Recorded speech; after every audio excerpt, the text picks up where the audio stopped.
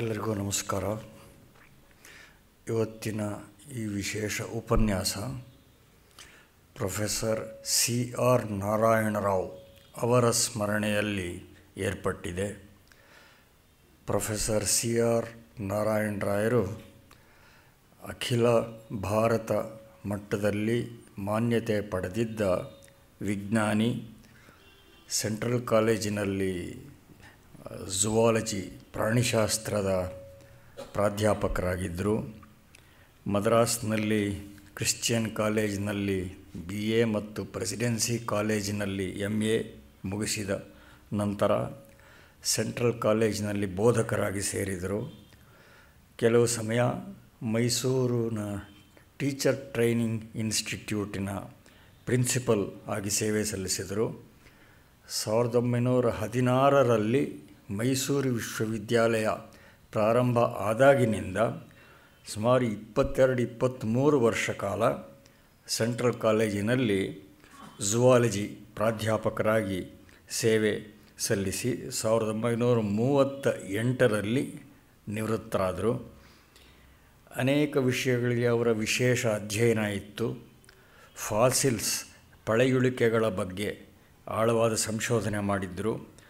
ಕಪ್ಪೆಗಳ ದೇಹ ರಚನೆ ಬಗ್ಗೆ ಆಳವಾದ ಸಂಶೋಧನೆ ಮಾಡಿ ಅದರಲ್ಲಿ ವಿಶ್ವಮಾನ್ಯತೆ ಕೂಡ ಅವರು ಗಳಿಸಿದರು. ಇಂಡಿಯನ್ ಸೈನ್ಸ್ ಕಾನ್ಫರೆನ್ಸ್ ಅದರ ಅಧ್ಯಕ್ಷರಾಗಿದ್ದರು. ಇಂಡಿಯನ್ ಅಕಾಡೆಮಿ ಆಫ್ ಸೈನ್ಸಸ್ ಏನು ಪ್ರೌಢ ವಿಜ್ಞಾನ ಸಂಸ್ಥೆ ಇದೆ ಅದರ ಮೊದಲ ಕಾರ್ಯದರ್ಶಿಯಾಗಿದ್ದರು. ಕರೆಂಟ್ ಸೈನ್ಸ್ ವಿಜ್ಞಾನ ಕ್ಷೇತ್ರದ ಪ್ರೌಢ ನಿಯತಕಾಲಿಕ ಅದರ ಸ್ಥಾಪಕ ಸಂಪಾದಕರು CR ನಾರಾಯಣರಾಯರು. 1966ರಲ್ಲಿ ಅವರ ದೇಹಾವಸಾನ ಆಯಿತು. ಆಮೇಲಿನ ದಿನಗಳಲ್ಲಿ ಜೀವಶಾಸ್ತ್ರ ಕ್ಷೇತ್ರದಲ್ಲಿ ಪ್ರಾಣಿಶಾಸ್ತ್ರ ಕ್ಷೇತ್ರದಲ್ಲಿ ವಿಶಾಲವಾದ ಖ್ಯಾತಿ ಪಡೆದ ಅನೇಕರು CR ನಾರಾಯಣರಾಯರ ವಿದ್ಯಾರ್ಥಿಗಳು. ಈ ವೇದಿಕೆಗೆ ಸುಪರಿಚಿತರೇ ಆದ ಪ್ರೊಫೆಸರ್ BR ಶೇಷಾಚಾರ್ ಅವ್ರದ್ದು ಇಲ್ಲಿ ಅನೇಕ ಉಪನ್ಯಾಸಗಳು ಆಗಿದ್ದವು. ಅವರು ಸೆಂಟ್ರಲ್ ಕಾಲೇಜಿನಲ್ಲಿ ಝುವಾಲಜಿ ಪ್ರಾಧ್ಯಾಪಕರಾಗಿದ್ದರು. ಅವರು ಕೂಡ CR ನಾರಾಯಣರಾವ್ ಅವರ ಶಿಷ್ಯರು. ಇವತ್ತಿನ ಉಪನ್ಯಾಸ ನೀಡೋದಕ್ಕೆ ಈ ವೇದಿಕೆಗೆ ಪರಿಚಿತರೇ ಆದ M ನರಸಿಂಹಮೂರ್ತಿಯವರು ಆಗಮಿಸಿದ್ದಾರೆ. ಕಳೆದ ವರ್ಷವಷ್ಟೇ ಕುಸ್ತಿ ಕಲೆಯ ಬಗ್ಗೆ ತುಂಬ ರೋಚಕವಾದ ಉಪನ್ಯಾಸಗಳನ್ನು ಅವರು ಮಾಡಿದ್ದು ನಿಮ್ಮಲ್ಲಿ ಅನೇಕರಿಗೆ ನೆನಪಿರಬಹುದು. ಅವರು ಅನೇಕ ಈ ಸಮಕಾಲೀನ ಆಸಕ್ತಿಯ ವಿಷಯಗಳ ಬಗ್ಗೆ ಅನೇಕ ಸಾಕ್ಷ್ಯಚಿತ್ರಗಳನ್ನು ಮಾಡಿದ್ದಾರೆ, ಈಗಲೂ ಮಾಡ್ತಾ ಇದ್ದಾರೆ. ಅನೇಕ ಈ ಸಮಕಾಲೀನ ವಿಷಯಗಳ ಬಗ್ಗೆ ಅವರ ಆಳವಾದ ಅಧ್ಯಯನ ಇದೆ. ಇವತ್ತು ತ್ಯಾಜ್ಯ ವಸ್ತು ನಿರ್ವಹಣೆ ಈಗ ತುಂಬ ಬೆಂಗಳೂರಿನಲ್ಲಿ ಜ್ವಲಂತ ಸಮಸ್ಯೆ ಆಗಿದೆ. ಅದರ ಬಗ್ಗೆ ಅವರು ಮಾತನಾಡೋರಿದ್ದಾರೆ.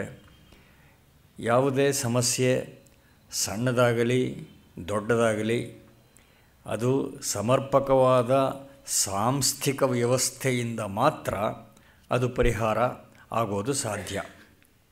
ಒಂದು ಸಲ ಏರ್ಪಟ್ಟ ವ್ಯವಸ್ಥೆಯನ್ನು ಶತಾಯಗತಾಯ ಅವಿಚ್ಛಿನ್ನವಾಗಿ ದಕ್ಷವಾಗಿ ನಡೆಸಬೇಕಾಗತ್ತೆ. ಈ ಶಿಸ್ತು ಮತ್ತು ಸಾತತ್ಯ ಇಲ್ಲದಿದ್ದರೆ ಸಣ್ಣ ಸಮಸ್ಯೆಗಳು ಬೃಹದಾಕಾರ ಪರ್ವತಪ್ರಾಯ ಆಗಿಬಿಡ್ತವೆ. ಇದು ಸಹಜ. ಈಗ ನಗರ ಹಿಂದಿಗಿಂತ ಬಹುಪಟ್ಟು ಬೆಳೆದಿದೆ. ಈ ವಾದಗಳೆಲ್ಲ ಅರ್ಥಹೀನ, ಅವಕ್ಕೆಲ್ಲ ಏನೂ ಅರ್ಥ ಇಲ್ಲ. ನಗರದ ಬೆಳವಣಿಗೆ ಆದ ಹಾಗೆ ಒಳಹಂದರ ಕೂಡ ಅದೇ ಪ್ರಮಾಣದಲ್ಲಿ ಬೆಳೀಲೇಬೇಕಾಗತ್ತೆ. ಅದು ಆ ಒಳಹಂದರ ಬೆಳೀದೇ ಇದ್ದರೆ ಇದು ಏನೋ ಒಂದು ನಿಯಂತ್ರಣದ ಶೈಥಿಲ್ಯ ಇದೆ ಅಂತಲೇ ಅರ್ಥವಾಗುತ್ತೆ. ಈ ಮೂಲಭೂತ ಸೂತ್ರದ ಅನುಸರಣೆ ಈಗ ಯಾವುದೇ ಒಂದು ವ್ಯವಸ್ಥೆ ಸತತವಾಗಿ ನಡೀಬೇಕು ಅನ್ನೋದನ್ನು ನಾವು ಖಾಸಗಿ ವಲಯದಲ್ಲಿ ಉದ್ಯಮ ವಲಯದಲ್ಲಿ ಎಲ್ಲ ಕ್ಷೇತ್ರಗಳನ್ನು ನೋಡ್ತೇವೆ. ಸರ್ಕಾರದಲ್ಲಿ ಮಾತ್ರ ಅದು ಯಾಕೆ ಸಾಧ್ಯ ಆಗೋದಿಲ್ಲ ಅನ್ನುವ ಪ್ರಶ್ನೆ ಏಳುತ್ತೆ. ತ್ಯಾಜ್ಯ ನಿರ್ವಹಣೆಗೆ ಸಂಬಂಧಿಸಿದ ಹಾಗೆ ಕೂಡ ಇದೇ ವಿದ್ಯಮಾನ ಕಾಣುತ್ತೆ. ಸ್ವಾತಂತ್ರ್ಯ ಪೂರ್ವದಲ್ಲಿ ಬೆಂಗಳೂರಿನಲ್ಲಿ ತ್ಯಾಜ್ಯಗಳನ್ನು ಬಳಸಿ ಮಿಶ್ರ ಗೊಬ್ಬರ ತಯಾರಿಸುವ ಪದ್ಧತಿ ಅದು ಎಷ್ಟು ಸಮರ್ಪಕವಾಗಿ ಕೆಲಸ ಮಾಡ್ತಾಯಿತ್ತು ಅಂತ ಹೇಳಿದ್ರೆ, ಆಗಿನ ಬ್ರಿಟಿಷ್ ಸರ್ಕಾರ ಅಂಥದೇ ಪದ್ಧತಿಯನ್ನು ಅನುಸರಿಸಿ ಅಂತ ಹೇಳಿ ಬೇರೆ ಪಟ್ಟಣಗಳಿಗೆ ಶಿಫಾರಸು ಮಾಡ್ತಾಯಿತ್ತು. ಬೆಂಗಳೂರಿನಲ್ಲಿ ಅಂಥ ಒಳ್ಳೆಯ ವ್ಯವಸ್ಥೆ ಇತ್ತು. ಈಚೆಗೆ ಪ್ಲ್ಯಾಸ್ಟಿಕ್ ಬಳಕೆ ಮಿತಿಮೀರಿರೋದ್ರಿಂದ ಸಮಸ್ಯೆ ಆಗ್ತಾಯಿದೆ ಅಂತೆಲ್ಲ ಹೇಳ್ತಾರೆ. ಆದರೆ ಇದು ಕೂಡ ಅನಿರೀಕ್ಷತೆಯೇನಲ್ವಲ್ಲ. ಪ್ರಪಂಚದಲ್ಲಿ ಎಲ್ಲ ಕಡೆ ನಡೆದಿರೋದೇ ಇಲ್ಲೂ ನಡೆಯೋದು. ಈಗ ಭಾರತದ ಕೆಲವು ಪ್ರಮುಖ ಪಟ್ಟಣಗಳಲ್ಲಿ ಪ್ಲಾಸ್ಟಿಕ್ ನಿಷೇಧ ಜಾರಿ ಆಗಿದೆ. ಈ ಕೆಲಸ 20 ವರ್ಷ ಹಿಂದೆಯೇ ಮಾಡಿದರೆ ಒಳ್ಳೆಯದಾಗಿತ್ತು. ಆಗಲೇ ಸಮಸ್ಯೆ ಅಗಾಧತೆ ಪರಿಚಯ ಖಂಡಿತವಾಗಿ ಎಲ್ಲರಿಗೂ ಇತ್ತು.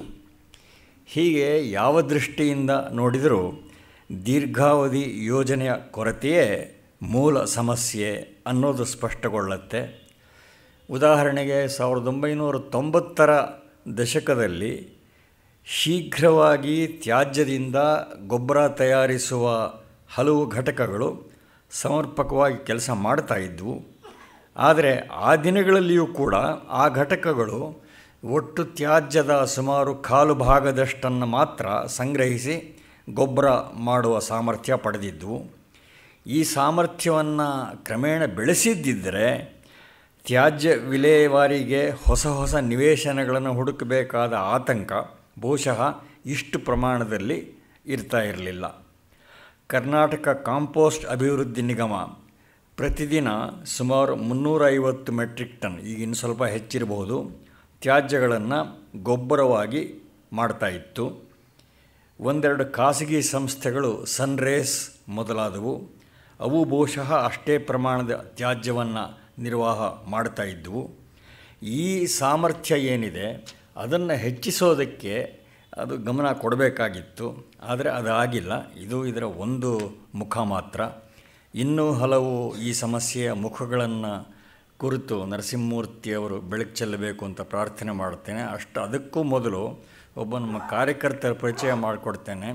ಶಕುಂತಲಾ ಅಯ್ಯರ್ ಅವರು ವಿಶೇಷವಾಗಿ ಘನತ್ಯಾಜ್ಯ ನಿರ್ವಹಣೆ ಕ್ಷೇತ್ರದಲ್ಲಿಯೇ ಅವರು ಕೆಲಸ ಮಾಡಿದ್ದಾರೆ. ಅವರ ಅನುಭವವನ್ನು ಈ ಉಪನ್ಯಾಸದ ಕೊನೆಯಲ್ಲಿ ಸ್ವಲ್ಪ ಹಂಚ್ಕೋಬೇಕು ಅಂತ ಅವರಲ್ಲಿ ನಿವೇದನೆ ಮಾಡುತ್ತೇನೆ. ಈಗ ನರಸಿಂಹಮೂರ್ತಿಯವರು ತಮ್ಮ ಉಪನ್ಯಾಸವನ್ನು ಆರಂಭಿಸಬೇಕು. ಸಹೃದಯರೆಲ್ಲರಿಗೂ ನಮಸ್ಕಾರ. ಇವತ್ತಿನ ಈ ವಿಷಯ ತಮಗೆಲ್ರಿಗೂ ಗೊತ್ತಿರೋ ಹಾಗೆ ಘನತ್ಯಾಜ್ಯ ನಿರ್ವಹಣೆ. ಈಗಾಗಲೇ ಸಾಕಷ್ಟು ಸ್ಪಷ್ಟ ಕಲ್ಪನೆಯನ್ನು ಶ್ರೀ ರಾಮಸ್ವಾಮಿಯವರು ಹೇಳೋದಕ್ಕಿಂತ ಭಾಳ ಚೆನ್ನಾಗೇ ಹೇಳಿದ್ದಾರೆ. ಈ ಒಂದು ವಿಷಯಕ್ಕೆ ಇವತ್ತಿನ ದಿವಸ ನನಗೆ ಮಾತನಾಡಲಿಕ್ಕೆ ಇಂಥ ಪವಿತ್ರವಾದ ವೇದಿಕೆಯಲ್ಲಿ ನಿಮ್ಮ ಜೊತೆ ನಾನು ಮಾತನಾಡೋದು ಅನ್ನೋದಕ್ಕಿಂತ ವಿಷಯವನ್ನು ಹಂಚಿಕೊಳ್ತೀನಿ ಅಂತ ನಾನು ಹೇಳ್ತೇನೆ.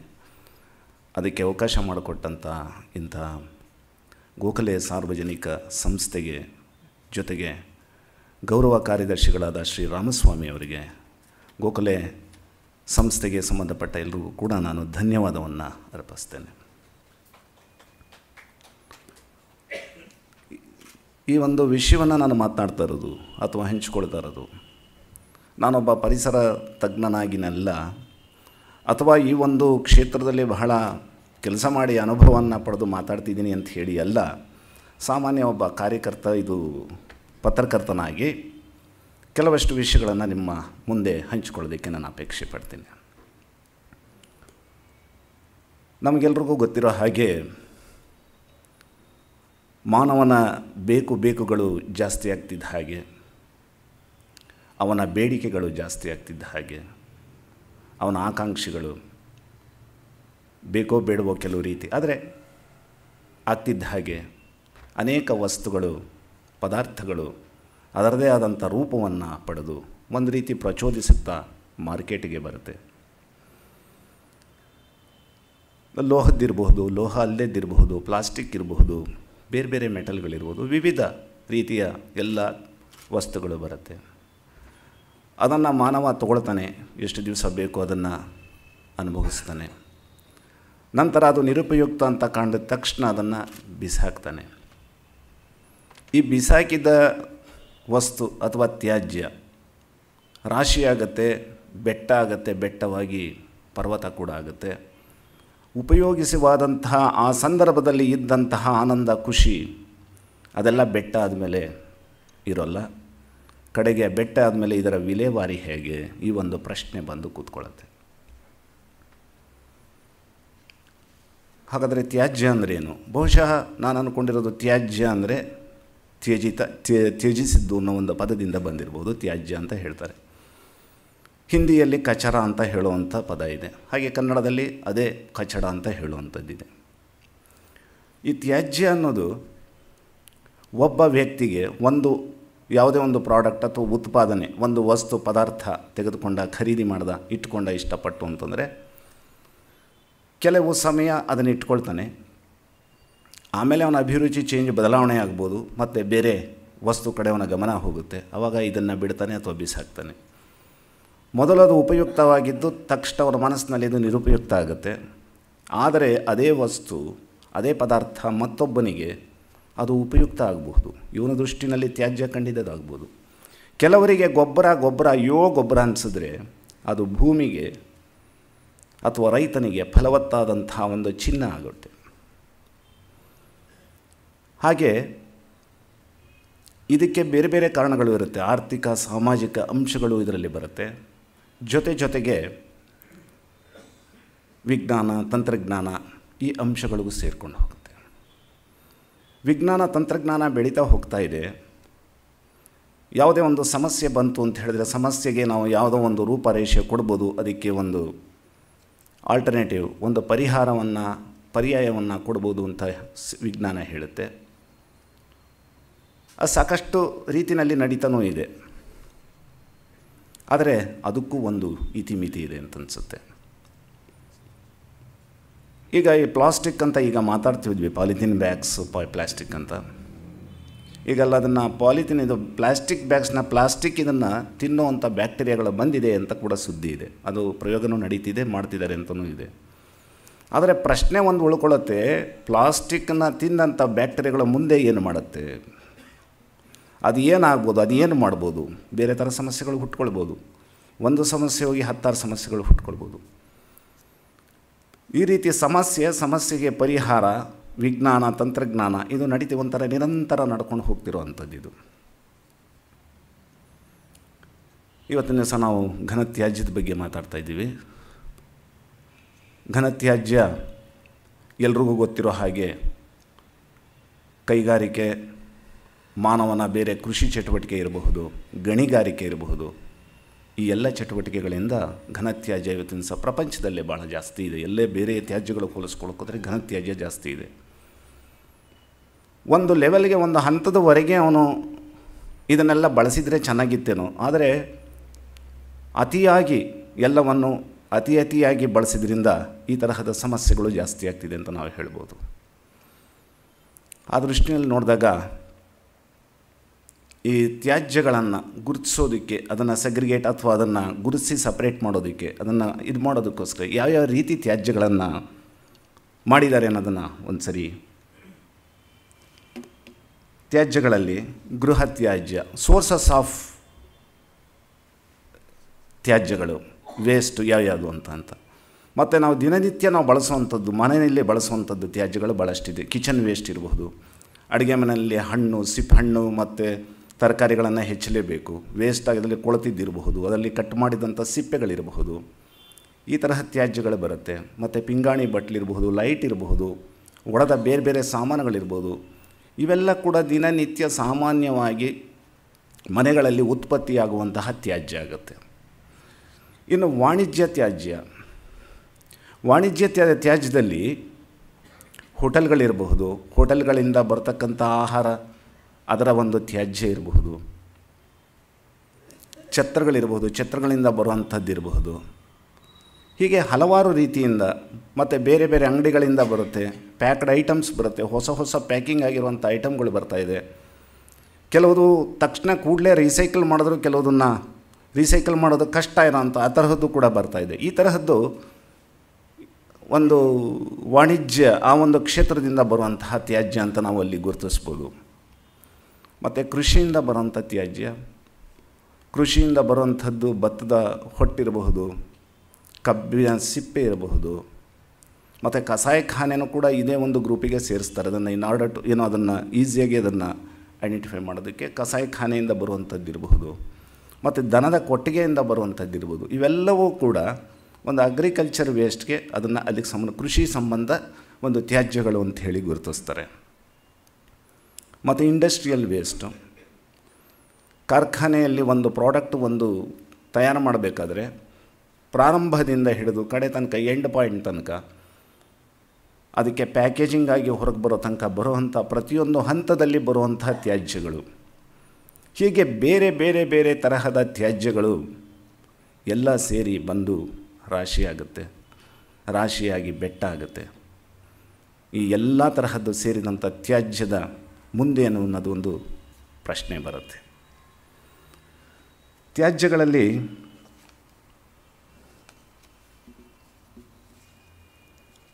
ಪ್ರಪಂಚದಲ್ಲಿ ಅರ್ಧ ಭಾಗದಷ್ಟು, ಸಾಮಾನ್ಯವಾಗಿ ಇಡೀ ಪ್ರಪಂಚದಲ್ಲಿ ಜನಸಂಖ್ಯೆಯ ಅರ್ಧ ಭಾಗದಷ್ಟು ನಗರಗಳಲ್ಲಿ ವಾಸಿಸ್ತಾರೆ. ಎಲ್ಲರೂ ಗೊತ್ತಿರೋ ಹಾಗೆ ನಗರದಲ್ಲಿ ವಾಸಿಸೋರು ಅವರ ಕನ್ಸಂಪ್ಷನ್ ಅಥವಾ ಬೇರೆ ಬೇರೆ ಅವರ ಆಕಾಂಕ್ಷೆಗಳು, ಬೇಡಿಕೆಗಳು ಹಳ್ಳಿಯವರಿಗಿಂತ ಗ್ರಾಮದಕ್ಕಿಂತ ಜಾಸ್ತಿ ಇರುತ್ತೆ. ಹೀಗಾಗಿ ಅವರು ಬಳಸೋದು ಬಿಸಾಕೋದು ಕೂಡ ಜಾಸ್ತಿ ಇರುತ್ತೆ. ಹೀಗಾಗಿ ನಗರಗಳಲ್ಲಿ ಘನ ತ್ಯಾಜ್ಯ ವಿಪರೀತ ಆಗ್ತಾಯಿದೆ ಅಂತ ನಾವು ಹೇಳಬಹುದು. ಭಾರತದಲ್ಲಿ ನಾವು ಹಾಗೆ ನೋಡಿದಾಗ ಅದು ಒಂದು ರೀತಿಯಲ್ಲಿ ನಮ್ಮ ಅದೃಷ್ಟ ಅಂತ ಹೇಳಬೇಕು. ನಮ್ಮಲ್ಲಿರುವಂತಹ ತ್ಯಾಜ್ಯ ಏನಿದೆ ಅದರಲ್ಲಿ ಬಹುತೇಕ ಹೆಚ್ಚಿನ ಅಂಶ ಜೈವಿಕ ತ್ಯಾಜ್ಯ. ಇದರಲ್ಲಿ ಪೊಟ್ಯಾಷ್ ಇರುತ್ತೆ, ರಂಜಕ ಇರುತ್ತೆ, ಸಾರಜನಕ ಇರುತ್ತೆ. ಈ 3 ಪೌಷ್ಟಿಕಾಂಶಗಳಿರೋದ್ರಿಂದ ಹೊಲಕ್ಕೆ, ಗದ್ದೆಗಳಿಗೆ ಮತ್ತು ನಾವು ಕೃಷಿ ಒಂದು ಉತ್ಪನ್ನಗಳಿಗೆ ಬೇರೆ ಬೇರೆ ಮತ್ತು ಚಟುವಟಿಕೆಗಳಿಗೆ ಬಹಳ ಅನುಕೂಲ ಆಗುತ್ತೆ. ಇದೆಲ್ಲ ಒಂದು ಪ್ರಯೋಗಗಳು ಮತ್ತು ಒಂದು ಪ್ರಾಜೆಕ್ಟ್ಗಳು ನಡೀತಿದ್ರೂ ಕೂಡ ಅದು ಇನ್ನೂ ಸಮಾಧಾನಕರವಾಗಿ ಇನ್ನೂ ನಡೀತಿಲ್ಲ ಅನ್ನೋದು ನಮಗೆ ಗಮನಕ್ಕೆ ಬರುತ್ತೆ. ಏಕೆಂದರೆ ಬೇಕಾದಷ್ಟು ರಿಸೋರ್ಸಸ್ ಇದೆ, ಅದಕ್ಕೆಲ್ಲ ಇನ್ನೂ ಸರ್ಕಾರ ಹೆಚ್ಚಿನ ಗಮನ ಕೊಡಬಹುದು. ಮತ್ತು ಬೇರೆ ಬೇರೆ ಕಡೆಯಿಂದ ಬರುವಂಥ ಕಸಗಳು ರಾಶಿಯಾಗುತ್ತೆ. ಇದರಲ್ಲಿ ಏನಿದೆ ಏನಿಲ್ಲ ಅಂತ ಹೇಳೋದು ನಮಗೆ ಗೊತ್ತಾಗೋದಿಲ್ಲ. ಕೆಲವು ಸರಿ PVC ಪೈಪ್ ಅಂಥದ್ದು ಇರಬಹುದು. PVC ಅಂತ ಪೈಪ್ನಲ್ಲಿ ಕೆಲವು ಕಾರ್ಸಿನೋಜೆನಿಕ್ ಕೆಮಿಕಲ್ನ ಬಳಸಿರುವಂಥದ್ದು ಇರುತ್ತೆ. ಅದು ಅದರ ಜೊತೆ ಬೇರೆ ಕಸದ ಜೊತೆ ಸುಟ್ಟಾಗ ಅಥವಾ ಬೇರೆ ಇದಾದಾಗ ಅದಕ್ಕೆ ಡಯಾಕ್ಸಿನ್ ಅಂತಹ ಬಹಳ ಪಾಯ್ಸನಸ್ ಗ್ಯಾಸ್ ಹೊರಹೊಮ್ಮುವಂಥ ಸಾಧ್ಯತೆಗಳು ಭಾಳ ಇರುತ್ತೆ. ಹೀಗಾಗಿ ಸರ್ಕಾರ ಕೂಡ ಅದಕ್ಕೆ ನಿಯಮ ಮಾಡಿದ್ದಾರೆ, ಎಲ್ಲಂದರಲ್ಲಿ ಕಸವನ್ನು ಸುಡಬಾರ್ದು. ಏಕೆಂದರೆ ಎಲ್ಲ ಕಸವು ಮಿಕ್ಸ್ ಆಗಿರೋದ್ರಿಂದ ಯಾವುದೊಂದು ಸುಟ್ಟಿದ್ರೆ ಏನೇನು ಬರುತ್ತೆ ನಾವು ಹೇಳಲಿಕ್ಕಾಗೋಲ್ಲ. ಹಾಗೆ ಅಂತ ಇನ್ನು ಕಸದ ರಾಶಿ ವಿಪರೀತ ಸೇರೋದ್ರಿಂದ ಮಳೆ ಧಾರಾಕಾರವಾಗಿ ಹರಿದಾಗ ಮಳೆಯ ನೀರು ಅದರ ಮೇಲೆ ಹರ್ಕೊಂಡು ಹೋಗಿ ಅದರಲ್ಲಿರುವಂಥ ಮಾಲಿನ್ಯ ಕಾರಕಗಳನ್ನೆಲ್ಲ ಕರಗಿಸ್ಕೊಂಡು ಹೋಗಿ ನೀರಿನ ಜಲ ಆಕರಗಳಿಗೆ ಸೇರ್ಕೊಂಡ್ಬಿಡುತ್ತೆ. ಅಂತರ್ಜಲವನ್ನು ಕಲುಷಿತಗೊಳಿಸ್ತಾ ಇದೆ. ಇವತ್ತಿನ ದಿವಸ ಗಂಗಾ ಇರ್ಬೋದು, ಕಾವೇರಿ ಇರ್ಬೋದು, ಬೇಕಾದಷ್ಟು ನದಿಗಳಿಗೆ ಕೂಡ ಈ ತರಹದ್ದಾಗಿ ಎಲ್ಲವೂ ಕೂಡ ನದಿಗಳು ಕೂಡ ಈಗ ತಾನೇ ನದಿ ವಿಷಯ ಮೇಡಮ್ ಮಾತಾಡ್ತಿದ್ರು. ಸಾಕಷ್ಟು ಅದನ್ನು ಹೇಳ್ತಾ ಹೋದರೆ ಭಾಳಷ್ಟು ಇದೆ. ಎಲ್ಲ ನಾವು ಪೂಜಿಸುವಂಥ ಗಂಗಾ, ಕಾವೇರಿ ಎಲ್ಲನೂ ಕೂಡ ನಾವು ಪೊಲ್ಯೂಟ್ ಮಾಡ್ತಾಯಿದ್ದೀವಿ ವಿಪರೀತ. ಆ ತರಹ ಆಗ್ತಾಯಿದೆ. ಇನ್ನು ಸೂಕ್ತ ನಿರ್ವಹಣೆ ಇಲ್ಲದಿದ್ದರೆ ಬರುವಂಥ ರೋಗಗಳು ಇಡೀ ಪ್ರಪಂಚದಲ್ಲಿ ಅದರಲ್ಲೂ ಡೆವಲಪಿಂಗ್ ಕಂಟ್ರೀಸು, ಇನ್ನೂ ಅಭಿವೃದ್ಧಿ ಹೊಂದಿರುವಂಥ ಭಾರತದಂಥ ದೇಶದಲ್ಲಿ ಅದರ ಸಮಸ್ಯೆ ಭಾಳ ಇದೆ. ಈ ಒಂದು ಸಮಸ್ಯೆಯಿಂದ ಬರ್ತಕ್ಕಂಥ ಕಾಯಿಲೆಗಳು, ಏಕೆಂದರೆ ಇಲಿ, ಹೆಗ್ಗಣ ಅಂಥದ್ದು, ಸೊಳ್ಳೆ ಅಂಥದ್ದು ಬಹಳವಾಗಿ ಅದಕ್ಕೆ ಒಂದು ಪರಿಸರ ಸೃಷ್ಟಿಯಾಗ್ಬಿಡುತ್ತೆ. ಹೀಗಾಗಿ ಕಾಮಾಲೆ ಇರ್ಬೋದು, ಜಾಂಡೀಸ್ ಇರಬಹುದು, ಟೈಫಾಯ್ಡ್ ಇರಬಹುದು, ಡೆಂಗಿ ಇರಬಹುದು, ಈ ತರಹದ ಕಾಯಿಲೆಗಳು, ಹೊಸ ಹೊಸ ಕಾಯಿಲೆಗಳೆಲ್ಲ ಸೃಷ್ಟಿಯಾಗಿ ಮಾನವನನ್ನು ಒಂದು ರೀತಿಯಲ್ಲಿ, ಅದರಲ್ಲೂ ಡೆವಲಪಿಂಗ್ ಕಂಟ್ರೀಸು, ಅಂಡರ್ ಡೆವಲಪ್ಡ್ ಕಂಟ್ರೀಸ್ಗಳಲ್ಲಿ ಇದು ಬಹಳವಾಗಿ ಕಾಡ್ತಿದೆ ಅನ್ನೋದು ನಮಗೆ ಗೊತ್ತಾಗುತ್ತೆ. ಒಂದು ಅಂದಾಜಿನ ಪ್ರಕಾರ ಅಂದರೆ ಒಂದು 5 ವರ್ಷದ ಹಿಂದನೇ ಇದ್ದದು, ಪ್ರತಿ ವರ್ಷ 5 ಮಿಲಿಯನ್ಗಿಂತ ಹೆಚ್ಚು ಮಕ್ಕಳು ಕೇವಲ ಮಾಲಿನ್ಯದಿಂದ ಸಾಯ್ತಾ ಇದ್ದಾರೆ. ಆ ಒಂದು ಕಾರಣದಿಂದನೇ ಸಾಯ್ತಾ ಇದ್ದಾರೆ ಅನ್ನೋದು ಒಂದು ವರದಿ ಇದೆ. ಇದಕ್ಕೆ ಹಲವಾರು ದೃಷ್ಟಾಂತ ಈ ಕೈಗಾರಿಕೆಗಳಿಂದ ಆಗುವಂಥದ್ದು. ಈಗ ತಾನೇ ಮಾತಾಡ್ತಿದ್ವಿ, ರಾಮಸ್ವಾಮಿ ಸರ್ ಅವರು ಹೇಳ್ತಾಯಿದ್ರು ಯಾವ್ಯಾವುದರಿಂದ ಏನೇನು ಇದಾಗ್ತಾಯಿದೆ ಅಂಥೇಳಿ. ಅದನ್ನು ಸರಿಯಾದ ರೀತಿಯಲ್ಲಿ ನಾವು ನೋಡ್ಕೊಳ್ಳಿ. ಪ್ರತಿಯೊಂದು ಅಷ್ಟೇ, ಏನೇ ಇರಬಹುದು, ನಾವು ಏನೇ ಅನುಭವಿಸ್ಬೋದು, ಏನೇ ತಯಾರು ಮಾಡ್ಬೋದು, ಸಮರ್ಪಕವಾದ ನಿಯಂತ್ರಣದಲ್ಲಿ ಇಟ್ಕೊಳ್ಳದೆ ಅದನ್ನು ನಾವು ವ್ಯವಹರಿಸಲಿಲ್ಲ ಅಂತಂದರೆ ಆಗುವಂಥ ಸಮಸ್ಯೆಗಳು ಅಂತ. ಹಾಗೆ ಕೈಗಾರಿಕೆಗಳು ನಮಗೆ ಉತ್ಪನ್ನವನ್ನು ಕೊಡುತ್ತೆ, ಮನುಷ್ಯನಿಗೆ ಅನುಕೂಲ ಇದೆ, ಇಲ್ಲ ಅಂತಲ್ಲ. ಆದರೆ ಸಮರ್ಪಕವಾಗಿ ಅದನ್ನು ನಿರ್ವಹಿಸಲಿಲ್ಲ ಅಂದರೆ, ಭೋಪಾಲ್ ಗ್ಯಾಸ್ ಟ್ರ್ಯಾಜಿಡಿ ಬಹಳ ದೂರ ಆಗಿಲ್ಲ, 80ರ ದಶಕ 84ರ ಸಂದರ್ಭದಲ್ಲಿ ಆದಂಥದ್ದು. ಸರಿಯಾಗಿ ನಿರ್ವಹಿಸದಿದ್ದಕ್ಕೆ ಇವತ್ತೊಂದು ದಿವಸನೂ ಕೂಡ ಆ ಒಂದು ಜಾಗದಲ್ಲಿ ಗ್ರೌಂಡ್ ವಾಟರ್ನಲ್ಲಿ ಆ ಕೆಮಿಕಲ್ಸ್ಗಳೆಲ್ಲ ಪಾಯ್ಸನಸ್ ಕೆಮಿಕಲ್ಸ್ ಸೇರಿಕೊಂಡು ಅಲ್ಲಿನ ಜನಕ್ಕೆ ಇವತ್ತಿಗೂ ಕೂಡ ಬಹಳ ತೊಂದರೆ ಆಗ್ತಾಯಿದೆ. ಆರೋಗ್ಯಕರವಾಗಿ ಆಗ್ಬೋದು, ಆರ್ಥಿಕ ಸಾಮಾಜಿಕವಾಗಿ ಆಗ್ಬೋದು, ಎಲ್ಲ ರೀತಿಯೂ ಕೂಡ ಬಹಳ ನೋವನ್ನು ಅನುಭವಿಸ್ತಾ ಇದ್ದಾರೆ. ಇವತ್ತೊಂದು ದಿವಸ ಕೂಡ ಅದು ಇನ್ನೂ ಸರಿ ಹೋಗಿಲ್ಲ, ಆ ಒಂದು ಸ್ಥಿತಿಯನ್ನುಂಟಿದೆ. ಇನ್ನು ಮತ್ತೊಂದು ಉದಾಹರಣೆ ಕೊಡಬೇಕು ಅಂದರೆ, ಜಪಾನ್ನಲ್ಲಿ 1950ರ ದಶಕದಲ್ಲಾದಂಥ ಮಿನಾಮಾಟ ಒಂದು ಡಿಸೀಸ್ ಬಗ್ಗೆ. ಒಂದು ನಿಮಿಷ.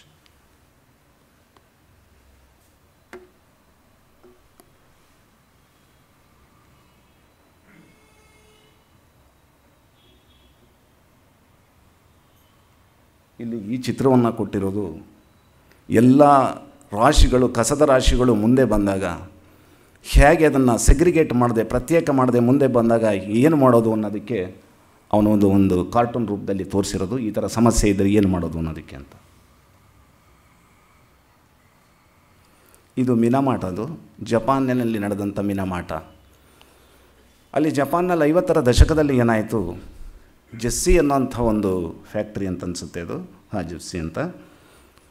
ಆ ಒಂದು ಫ್ಯಾಕ್ಟ್ರಿಯಲ್ಲಿ ಒಂದು ವಿನೈಲ್ ಕ್ಲೋರೈಡ್ನ ಒಂದು ತಯಾರು ಮಾಡುವಂಥ ಫ್ಯಾಕ್ಟ್ರಿ. ಆ ಫ್ಯಾಕ್ಟ್ರಿಯಲ್ಲಿ ಯಥೇಚ್ಛವಾಗಿ ಪಾದರಸವನ್ನು ಬಳಸ್ತಾ ಇತ್ತು ಫ್ಯಾಕ್ಟ್ರಿಲಿ. ಮತ್ತು ಆ ಕೊಲ್ಲಿ ಇತ್ತಲ್ಲ, ಅದು ಮಿನಾಮಾಟ ಅನ್ನೋದೊಂದು ಕೊಲ್ಲಿ, ಅದು ಒಂದು ಸಾಗರ. ಅಲ್ಲಿ ಸಾವಿರಾರು ಮೀನುಗಳು ಸತ್ತು ಆ ಟೈಮ್ನಲ್ಲಿ ತೇಲ್ತಾ ಇತ್ತು. ಆಕ್ಟೋಪಸ್ ಇರಬಹುದು, ಬೇರೆ ಬೇರೆ ಜಲಚರಗಳೆಲ್ಲ ಹಾಗೆ.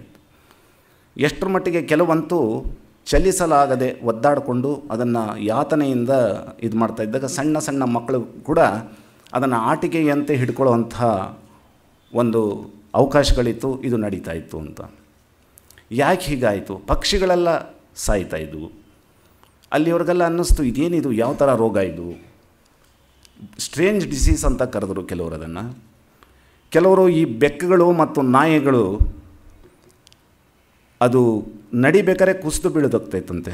ಅದಕ್ಕೆ ಅವ್ರು ಕರೀತಾಯಿದ್ರು ಕ್ಯಾಟ್ ಡ್ಯಾನ್ಸಿಂಗ್ ಡಿಸೀಸ್ ಅಂತ ಕೆಲವರು ಕರೆದರು. ಮತ್ತು ಹಲವಾರು ಬೆಕ್ಕುಗಳು, ನಾಯಿಗಳು ಸಾಯೋದಕ್ಕೆ ಹುಚ್ಚು ಹಿಡಿದು ಸಾಯೋದಕ್ಕೆ ಶುರುವಾಯಿತು. ಇದೆಲ್ಲ ಯಾಕಾಯಿತು ಅಂಥೇಳಿ ಯಾರಿಗೂ ಗೊತ್ತಾಗಲಿಲ್ಲ. ಮತ್ತು ಅದಕ್ಕೆ ಸಂಶೋಧನಾ ವೈದ್ಯಕೀಯ ಕ್ಷೇತ್ರದಲ್ಲಿ ಮತ್ತು ಸಂಶೋಧಕರಲ್ಲಿ ಮೇಲಿಂದ ಮೇಲೆ ಚರ್ಚೆಯಾಗಿ ಅದರ ಬಗ್ಗೆ ಸಂಶೋಧನೆ ಆಗುತ್ತೆ. ಒಂದು ಹಂತದಲ್ಲಿ ಅದರ ಬಗ್ಗೆ ಕೆಲವು ವಿಷಯಗಳನ್ನು ತಿಳ್ಕೊಳ್ಳೋದಕ್ಕಾಗತ್ತೆ. ಇದು ಸಾಂಕ್ರಾಮಿಕ ರೋಗ ಅಲ್ಲ ಅನ್ನೋದೊಂದು ಗೊತ್ತಾಗತ್ತೆ. ಮತ್ತು ಎರಡನೇ ಹಂತದಲ್ಲಿ ಅದು ಯಾವುದೋ ಒಂದು ಹೆವಿ ಮೆಟಲ್ಲಿಂದ, ಭಾರ ಲೋಹದಿಂದ ಇದು ಆಗ್ತಿದೆ ಅಂತ ಗೊತ್ತಾಗತ್ತೆ. ಆದರೆ ಯಾವುದು ಲೆಡ್ ಇರ್ಬೋದಾ, ಬೇರೆ ಇರ್ಬೋದಾ, ಮರ್ಕ್ಯೂರಿ ಇರ್ಬೋದಾ, ಅದು ತಕ್ಷಣಕ್ಕೆ ಗೊತ್ತಾಗಲ್ಲ. ಕಾಲಕ್ರಮೇಣ ನೋಡಿದಾಗ ಅದು ಪಾದರಸದಿಂದ ಆದಂಥ ಇದು ಅಂತ. ಅದು 40ನೇ ಇಸ್ವಿನಲ್ಲಿ ಇಂಗ್ಲೆಂಡ್ನಲ್ಲಿ ಕೂಡ ಇದೇ ಥರದ್ದು ಆಗಿತ್ತಂತೆ. ಅದನ್ನು ಒಬ್ಬರು ಹಂಟರ್ ಅಂತ ಒಬ್ಬ ಡಾಕ್ಟರ್, ವಿಜ್ಞಾನಿ ಅದನ್ನು ಕಂಡುಹಿಡ್ತಿರ್ತಾರೆ. ಇದು ನರಮಂಡಲದ ರೋಗ. ಇದು ನೋಡಿ, ಇದೆಲ್ಲ ನರಳ್ತಾ ಇರೋದವನು ಯಾವ ರೀತಿ ಇದೆ, ಒಬ್ಬೊಬ್ರು ಹೇಗೆ ಇದಾಗಿದೆ, ಅದು ಕೈಗಳು ಕಾಲುಗಳೆಲ್ಲ ತಿರ್ಕೊಂಡು ಟ್ವಿಸ್ಟಾಗಿ ಮೂಮೆಂಟೇ ಇರೋಲ್ಲ, ಆ ರೀತಿ ಆಗುವಂಥದ್ದು. ಇದು ಮರ್ಕ್ಯುರಿ ಪಾದರಸದಿಂದ ಬಂದಂತಹ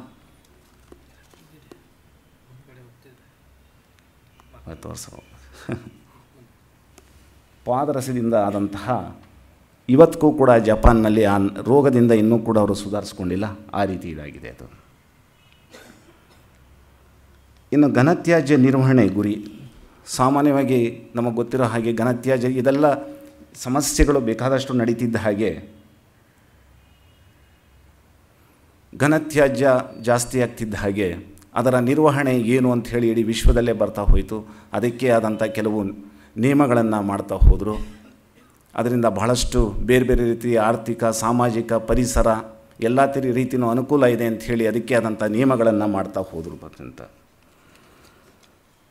ಇದರಲ್ಲಿ ಪ್ರಥಮವಾಗಿ ಬರುವಂಥದ್ದು ಈಗ ಸೆಗ್ರಿಗೇಷನ್ ಸಮಸ್ಯೆ ಬಗ್ಗೆ ಎಲ್ಲ ಕಡೆಯೂ ಬರ್ತಾ ಇರೋದು ಅಂತಂದರೆ, ಎಲ್ಲ ಕಡೆಯೂ ತ್ಯಾಜ್ಯಗಳ ಉತ್ಪನ್ನ ಆಗ್ತಾಯಿದೆ. ನಾವೆಲ್ಲ ಸಾಕಷ್ಟು ಮಾತಾಡ್ತೀವಿ, ಆದರೆ ಪ್ರಾಥಮಿಕ ಹಂತದಲ್ಲಿ ಅದರಲ್ಲಾಗಿರುವಂಥ ಸಮಸ್ಯೆಯನ್ನು ನಾವು ನಿವಾರಿಸ್ಕೊಂಡ್ರೆ ಮುಂದೆ ಬರುವಂಥ ಸಮಸ್ಯೆಗಳು ಅಷ್ಟಾಗೋದಿಲ್ಲ ಅಂತ ಸೆಗ್ರಿಗೇಟ್ ಅಟ್ ಸೋರ್ಸ್ ಅಂತ. ಆ ಹಿಂದೆ ತೋರಿಸಿದ ಚಿತ್ರ ಅದೇನೇ, ಅದು ಸೆಗ್ರಿಗೇಟ್ ಅಟ್ ಸೋರ್ಸ್. ಈ ತರಹ ಎಲ್ಲವನ್ನು ಒಟ್ಟಿಗೆ ಹಾಕ್ಬಿಟ್ರೆ ನಾ ಹೇಗೆ ಮಾಡೋದು ಅನ್ನೋ ಒಂದು ಅರ್ಥಕ್ಕೆ ಕೊಟ್ಟಿದೆ ಅದು. ಹೀಗಾಗಿ ಪ್ರಾರಂಭದಲ್ಲೇ ಅದನ್ನು ಸೆಗ್ರಿಗೇಟ್ ಮಾಡಬೇಕು. ಪ್ರತ್ಯೇಕಿಸಿ ಕೊಟ್ಟರೆ ಅದು ಪ್ಲಾಸ್ಟಿಕ್ ಐಟಮ್ ಡ್ರೈ ವೇಸ್ಟ್ ಅಂತ ಹೇಳ್ತೀವಿ, ಒಣ ಕಸ ಅಂತ ಹೇಳ್ತೀವಿ. ಅದು ಅದಕ್ಕೆ ಸಂಬಂಧಪಟ್ಟಂಥ ರೀಸೈಕ್ಲಿಂಗ್ ಮೆಟೀರಿಯಲ್ ಆಗಿ ಹೋಗುತ್ತೆ. ಮತ್ತು ಹಸಿ ಕಸ ಇತ್ತು ಅಂತ ಹೇಳಿದ್ರೆ ಗೊಬ್ಬರ ಮಾಡೋದಕ್ಕೆ ಹೋಗ್ಬೋದು. ಹೀಗೆ ಹಲವಾರು ರೀತಿಯಲ್ಲಿ ಅದನ್ನು ಪ್ರತ್ಯೇಕ ಮಾಡಿ ಮತ್ತೆ ಅದು ಉಪಯೋಗಿಸ್ಕೊಳ್ಳೋದಕ್ಕೆ ಅನುಕೂಲ ಆಗುತ್ತೆ. ಅದಕ್ಕೆ ಮೇನ್ ಮಂತ್ರ ಅಂತ ಹೇಳಿದ್ರೆ ಪ್ರಾರಂಭದಲ್ಲಿ ಅದನ್ನು ಸೆಗ್ರಿಗೇಟ್ ಮಾಡಬೇಕು ಅನ್ನೋದು ಒಂದು ನಮಗೆ ಗೊತ್ತಾಗ್ತಾ ಹೋಗುತ್ತೆ. ಮತ್ತು ಈ ವಿಷಯದಲ್ಲಿ ನಾವು ಹೇಳ್ತಾ ಹೋದಾಗ ಕೆಲವರು ಹಲವಾರು ಜನ ಈ ವಿಷಯದಲ್ಲಿ ಕೆಲಸ ಮಾಡಿದಂಥವರು ಹೇಳೋವಂಥದ್ದು, ಅವ್ರ ಅನುಭವದಲ್ಲಿ ಬಂದಿರುವಂಥದ್ದು ಕೆಲವು ಮಾತುಗಳು, ಕೆಲವು ವಿಷಯಗಳನ್ನು ಒಂದಿಷ್ಟು ನೋಡೋಣ ಅಂತಂದು. ಮೊದಲನೇದು, ಇದು ಒಂಥರ ಸ್ಲೋಗನ್ ತರಹ, ಇದು ರೆಸ್ಪೆಕ್ಟ್ ಅಂತ ಹೇಳುವಂಥದ್ದು. ಅದು ಒಂಥರ ನಾವು ಫಿಲಾಸಫಿ ಅರ್ಥನೂ ಕೊಡ್ಬೋದು. ರೆಸ್ಪೆಕ್ಟ್, ನಾನು ಇವತ್ತಿನ ದಿವಸ ಯಾವುದೋ ಒಂದು ಪದಾರ್ಥ ವಸ್ತುವನ್ನು ತೊಗೊಳ್ತೀನಿ, ಪ್ರತಿಯೊಂದು ವಿಷಯಕ್ಕೂ, ಪ್ರತಿಯೊಂದು ಮನುಷ್ಯನಿಗೂ, ಪ್ರತಿಯೊಂದು ಪ್ರಾಣಿಗೂ ನಾವು ಗೌರವವನ್ನು ಕೊಡಬೇಕು ಅಂತ ನಮ್ಮ ಪರಂಪರೆಯಲ್ಲೇ ಬಂದಿದೆ. ಅದು DVG ಒಂದು ಹೇಳ್ತಾರಲ್ಲ, ಗೌರವಿಸು ಜೀವನವ ಗೌರವಿಸು ಚೇತನವ ಆರದೋ ಜಗವೆಂದು ಭೇದವೆಣಿಸದಿರು. ಗೌರವಿಸು ಜೀವನವ ಗೌರವಿಸು ಚೇತನವ ಆರದೋ ಜಗವೆಂದು ಭೇದವೆಣಿಸದಿರು. ಹೋರುವುದೇ ಜೀವನ ಸಮೃದ್ಧಿಗೋಸುಗ ನಿನಗೆ ದಾರಿ ಆತ್ಮೋನ್ನತಿಗೆ ಮಂಕುತಿಮ್ಮ. ಪ್ರತಿಯೊಂದು ವಿಷಯಕ್ಕೂ ನಾವು ಗೌರವವನ್ನು ಕೊಡಬೇಕು, ರೆಸ್ಪೆಕ್ಟ್ ಕೊಡಬೇಕು. ನಾನು ಇವತ್ತಿನ ದಿವಸ ಯಾವುದೋ ಒಂದು ವಸ್ತುವನ್ನು ಖರೀದಿ ಮಾಡ್ತೀನಿ ಅಂದರೆ ನಾನು ಯಾತಕ್ಕೆ ಉಪಯೋಗಿಸ್ತೀನಿ, ಹೇಗೆ ಉಪಯೋಗಿಸ್ಕೊಳ್ತೀನಿ, ನಾನು ಮುಂಚೆನೇ ನನ್ನ ಮನಸ್ಸಲ್ಲಿ ತೀರ್ಮಾನ ಮಾಡ್ಕೊಳ್ಬೇಕು. ಏನೋ ನನ್ನಲ್ಲಿ ಸ್ವಲ್ಪ ಹಣ ಜಾಸ್ತಿ ಇತ್ತು ಅಂದರೆ ನಾನು ತೊಗೊಳ್ತೀನಿ, ಒಂಥರ ಕ್ರೇಜ್ ಅಂತ ಹೇಳ್ತಾರಲ್ಲ, ಆ ಥರ ತೊಗೊಂಡು 2 ದಿವಸ ಉಪಯೋಗಿಸೋದು, ಬಿಸಾಕೋದು, ಈ ತರಹದ್ದು ಇರಬಾರ್ದು. ಪ್ರತಿಯೊಂದಕ್ಕೂ ಗೌರವ ಕೊಡಬೇಕು, ಸರಿಯಾದ ರೀತಿಯಲ್ಲಿ ಉಪಯೋಗಿಸ್ಕೊಳ್ಬೇಕು ಅನ್ನೋ ಅರ್ಥಕ್ಕೆ ಅದನ್ನು ಹೇಳೋ ಅಂಥದ್ದು ರೆಸ್ಪೆಕ್ಟ್ ಅಂತ. ಮತ್ತು ರೆಡ್ಯೂಸ್, ಕಡಿಮೆ ಮಾಡು. ಪ್ರತಿಯೊಂದು ಯಾವುದನ್ನೇ ಆಗಲಿ, ನಾವು ಇವಾಗ ಹಲವಾರು ಜನನ ನಾವು ನೋಡ್ತೀವಿ, ನಾವು ಅನುಭವದಲ್ಲೇ ನೋಡ್ತೀವಿ. ಕೆಲವರು ಮನೆ ಹತ್ತಿರದಲ್ಲಿ ಅಂಗಡಿ ಇರುತ್ತೆ, ಅವರು ಹೋಗಿದ್ದೇನೆ ತಮ್ಮ ಸಣ್ಣ ಇದು ದೂರದಲ್ಲಿದ್ದರೂ ಕೂಡ ಹೋಗಿದೆ ವೆಹಿಕಲ್ ತೊಗೊಂಡು ಹೋಗೋವಂಥದ್ದು. ಬೈಕ್ ಇದ್ದರೆ ಬೈಕ್ ತೊಗೊಂಡು ಹೋಗ್ತಾರೆ, ಸ್ವಲ್ಪ ದೂರ ಆಯಿತು ಅಂದ್ರೆ ಕಾರ್ ತೊಗೊಂಡು ಹೋಗ್ತಾರೆ. ಅನಾವಶ್ಯಕವಾಗಿ ಇಂಧನ ಹಾಳಾಗುತ್ತೆ, ಇದು ವೇಸ್ಟ್ ಆಗುತ್ತೆ. ಜೊತೆಗೆ ಒಂದು ರೀತಿ ಪರಿಸರಕ್ಕೂ ಹಾನಿಯಾಗುತ್ತೆ.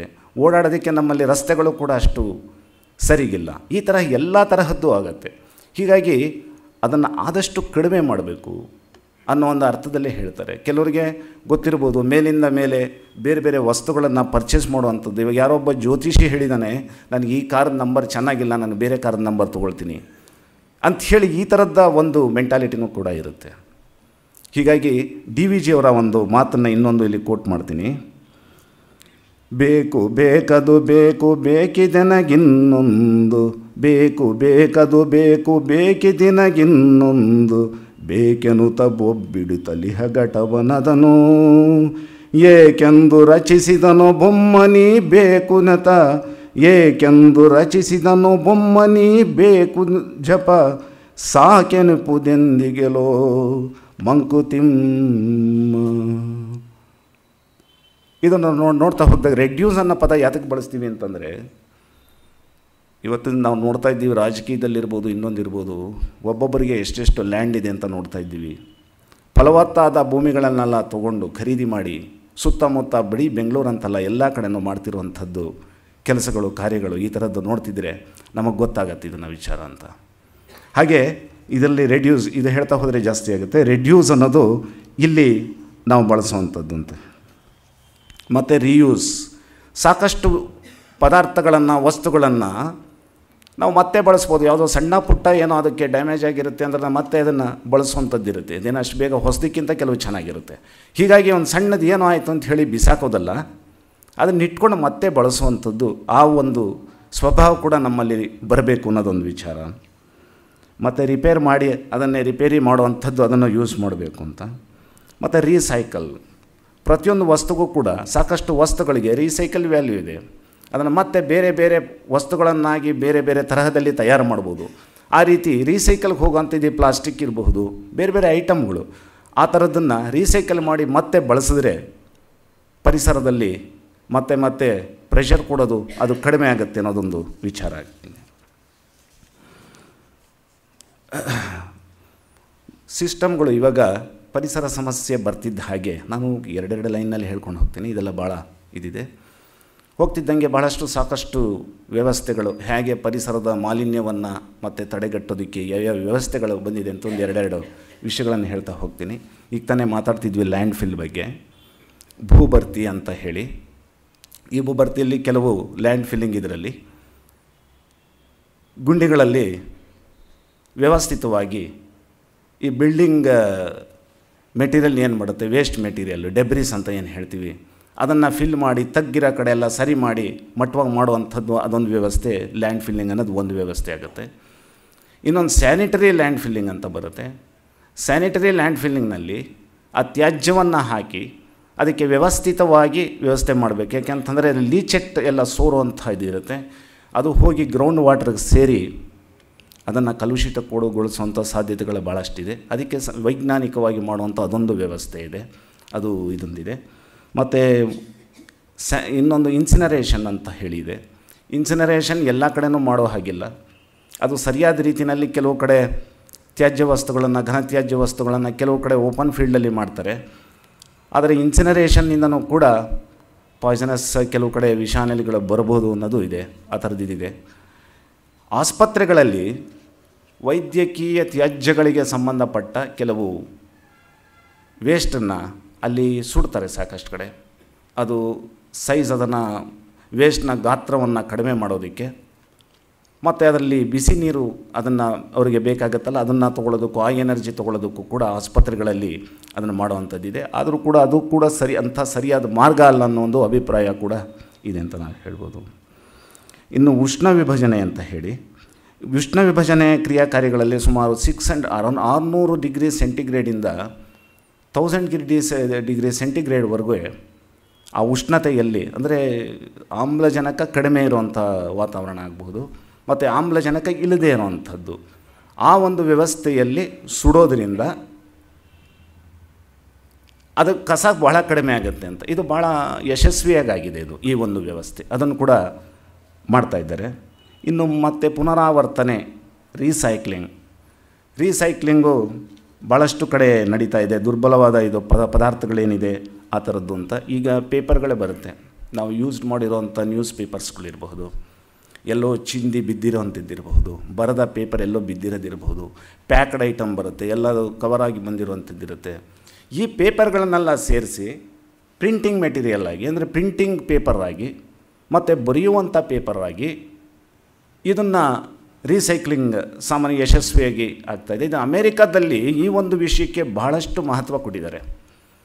ಏಕೆಂದರೆ 25-30 ಮಿಲಿಯನ್ನಷ್ಟು ಕಾಡು, ಅಂದರೆ ಮರಗಳನ್ನು ಕಟ್ ಮಾಡೋದನ್ನು, ಹಾಳು ಮಾಡೋದನ್ನು ಇದು ಉಳಿಸುತ್ತೆ ಅಂತ. ಹೀಗಾಗಿ ಅಮೇರಿಕಾದಲ್ಲಿ ಇದಕ್ಕೆ ಬಹಳವಾದಂಥ ಪ್ರೋತ್ಸಾಹವನ್ನು ಇದು ಕೊಟ್ಟಿದ್ದಾರೆ, ಪುನರಾವರ್ತನೆ ಅಂತ. ಮತ್ತು ಹಳೇ ಬ್ಯಾಟ್ರಿಗಳು ಬರೋವಂಥದ್ದು, ಆ ಬ್ಯಾಟ್ರಿಗಳಲ್ಲಿ ಇರುವಂಥದ್ದೇನು ಬೆಳ್ಳಿ ಐಟಮ್ ಇರಬಹುದು, ಲೆಡ್ ಐಟಮ್ ಇರ್ಬೋದು, ಅದನ್ನು ಪ್ರತ್ಯೇಕವಾಗಿ ತಗೊಂಡು ಅದನ್ನು ಮತ್ತೆ ರೀಸೈಕ್ಲಿಂಗ್ಗೆ ಕೊಡುವಂಥದ್ದು. ಈ ಥರದ್ದೆಲ್ಲ ಸಾಕಷ್ಟು.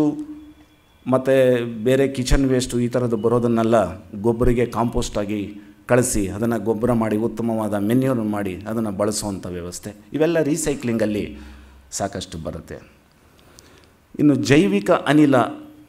ಜೈವಿಕ ಅನಿಲ ಇದೊಂದು ಬಹಳ ಒಳ್ಳೆಯ ಕಲ್ಪನೆ. ಮತ್ತು ನಮ್ಮ ದೇಶದಲ್ಲಿ ಮತ್ತು ಏಷ್ಯಾ ಕಂಟ್ರೀಸಲ್ಲಿ ಬಹುಶಃ ಭಾರತ ಬಿಟ್ಟರೆ ಚೈನಾ ನಮಗಿಂತನೂ ಭಾಳ ಚೆನ್ನಾಗಿ ಮುಂದಿದೆ ಅಂತ ಅನಿಸುತ್ತೆ.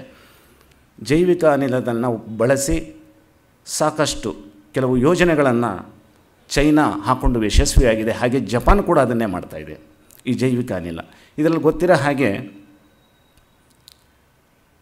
ಇದು ಹಸಿ ಸೆಗಣಿ ಇರಬಹುದು, ಇದು ಹಸುದು ಸೆಗಣಿ ಇರಬಹುದು, ಮತ್ತು ಹ್ಯೂಮನ್ ವೇಸ್ಟು, ಈ ಥರದ ಹಲವಾರು ವಸ್ತುಗಳನ್ನು ವೇಸ್ಟನ್ನು ತಗೊಂಡು ಜೈವಿಕ ಅನಿಲವನ್ನು ಉತ್ಪತ್ತಿ ಮಾಡುವಂತಹ ಒಂದು ಯೋಜನೆ. ಇದು ನಮ್ಮಲ್ಲಿ 1952ರಲ್ಲಿ ಈ ಒಂದು ಕಾರ್ಯಕ್ರಮ ಪ್ರಾರಂಭ ಆಯಿತು. ಆದರೆ ಪೂರ್ತಿ ಸ್ವಿಂಗ್ನಲ್ಲಿ ಅಂತ ಏನು ಹೇಳ್ತೀವಿ, ಯೋಜನೆಗಳು 1980ರ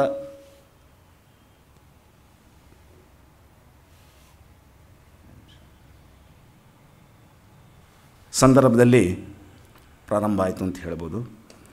ಇದರಲ್ಲಿ ಭಾಳಷ್ಟು ಅನುಕೂಲ ಆಗುವಂಥದ್ದು ಇದಂತ. ಮತ್ತು ಗುಳಿಗೆಗಳು, ಮರಳು ಮತ್ತು ಸೌದೆನ ಮಾಡುವಂಥ ಉರುವಲ್ನ ಮಾಡುವಂಥದ್ದು ಬೇರೆ ಬೇರೆ ವೇಸ್ಟ್ಗಳಿಂದ, ಮರದ ವೇಸ್ಟ್ ಇರಬಹುದು, ಹೀಗೆ ಈ ಥರದ್ದಲ್ಲಿ ಮಾಡುವಂಥದ್ದು ಅದು ಕೂಡ ಒಳ್ಳೆಯ ಉತ್ತಮವಾಗಿ ಕಂಡುಬರ್ತಾಯಿದೆ. ಕಾಂಪೋಸ್ಟೀಕರಣ, ಜೈವಿಕ ಇದು ವಿಂಗಡಿಸಿ ಕೊಳೆಯುವಂಥ ಕಸ ಮಾಡುವಂಥದ್ದು ಇದೆಲ್ಲ ಭಾಳಷ್ಟು ನಡೀತಾ ಬರ್ತಾಯಿದೆ. ಸಮಗ್ರ ಕಸ ಇದಿರಬಹುದು, ವಿಷಕರ ಕಸ, ಮಲಿನ ಕಸ. ಈ ಜೈವಿಕ ಅನಿಲದ ಬಗ್ಗೆ ಹೇಳ್ತಾ ಇದ್ದೆ. ಜೈವಿಕ ಅನಿಲದಲ್ಲಿ 1952ರಲ್ಲಿ ನಮ್ಮಲ್ಲಿ ಒಂದು ಒಳ್ಳೆಯ ಕಾರ್ಯಕ್ರಮ ಆಯಿತು. ಮತ್ತು 70-80ರಲ್ಲಿ ಅದರ ಬಗ್ಗೆ ಒಳ್ಳೊಳ್ಳೆ ಕಾರ್ಯಕ್ರಮಗಳಾಯಿತು. ಇದರಿಂದ ಅಡಿಗೆಗೆ ಅಗತ್ಯವಾದ ಸ್ವಚ್ಛ ಹಾಗೂ ನೋಡಿ ಇದೆ, ಅದು ಇದಕ್ಕೆ ಗುಮ್ಮಟ ಅಂತ ಹೇಳ್ತಾರೆ, ತೇಲು ಗುಮ್ಮಟ ಮತ್ತು ಸ್ಥಿರ ಗುಮ್ಮಟ ಅಂತ. ಸ್ಥಿರ ಗುಮ್ಮಟ ಅನ್ನೋ ಸ್ಟೈಲು ಏನಿದೆ, ಅದು ಒಂದು ಶೈಲಿ ಏನಿದೆ, ಅದು ಜಪಾನ್ ಮತ್ತು ಚೈನಾದಲ್ಲಿ ಬಳಸುವಂಥದ್ದು. ತೇಲು ಗುಮ್ಮಟ, ಇದು ತೇಲು ಗುಮ್ಮಟ ಅಂತ. ಇದು ನಮ್ಮಲ್ಲಿ ಸಾಮಾನ್ಯವಾಗಿ ಬಳಸುವಂಥದ್ದು, ಇದು ತೇಲು ಗುಮ್ಮಟ. ಇದರಲ್ಲಿ ಅನೇಕ ಗ್ರಾಮೀಣ ಮಹಿಳೆಯರಿಗೆ ಒಳ್ಳೆ ಕೆಲಸ ಆಗುತ್ತೆ ಮತ್ತು ಇದು ಪರಿಸರವನ್ನು ಶುದ್ಧವಾಗಿ ಇಟ್ಕೊಳ್ಳೋದಕ್ಕೆ ಅನುಕೂಲ ಆಗುತ್ತೆ. ಮರಗಳನ್ನು ಕಟಾವಾಗೋದು, ಮರಗಳನ್ನು ಹಾಳಾಗುವಂಥದ್ದನ್ನು ನಾವು ತಪ್ಪಿಸ್ಬೋದು. ಜಾನುವಾರುಗಳನ್ನು ಚೆನ್ನಾಗಿ ಬೆಳೆಸೋದಕ್ಕೆ ಅನುಕೂಲ ಆಗುತ್ತೆ.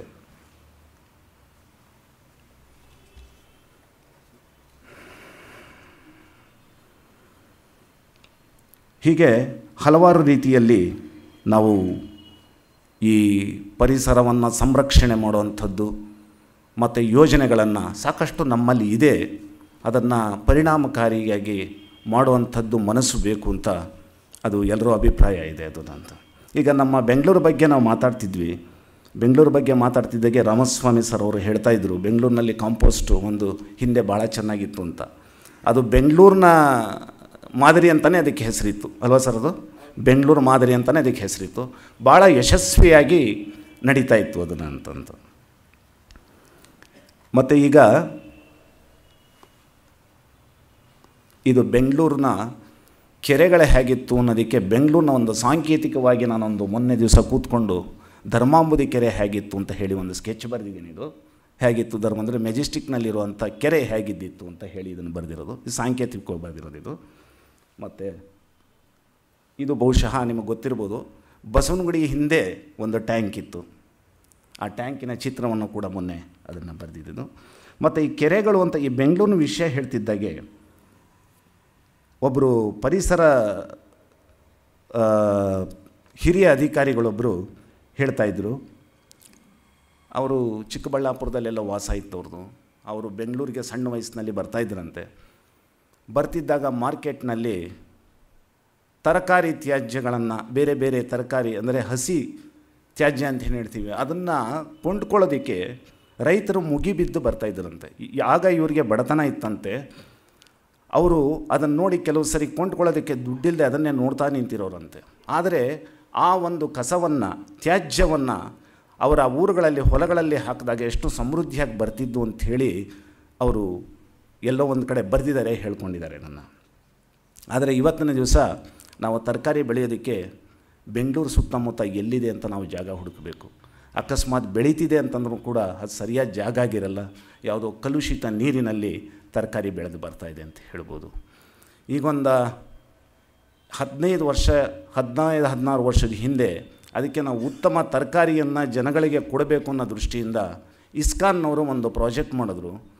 ಅದು ಮಂಡ್ಯ ಮತ್ತು ಶ್ರೀರಂಗಪಟ್ಟಣದ ಮಧ್ಯದಲ್ಲಿರುವಂಥ ಜಾಗ. ಅದು ಸುಮಾರು 250-260 ಎಕರೆನಲ್ಲಿ ದೇಶಿ ಒಂದು ಪದ್ಧತಿಯನ್ನು ಬಳಸಿ, ಯಾವ ಕೆಮಿಕಲ್ನ ಬಳಸದೆ, ರಾಸಾಯನಿಕಗಳು ಇಲ್ಲದೆ ಬಳಸದೆ ಒಂದು ಅವರ ತರಕಾರಿಯನ್ನು ಬೆಳೀತಾ ಇದ್ದಾರೆ. ಇವತ್ತಿಗೂ ಕೂಡ ಬೆಳೀತಾ ಇದ್ದಾರೆ.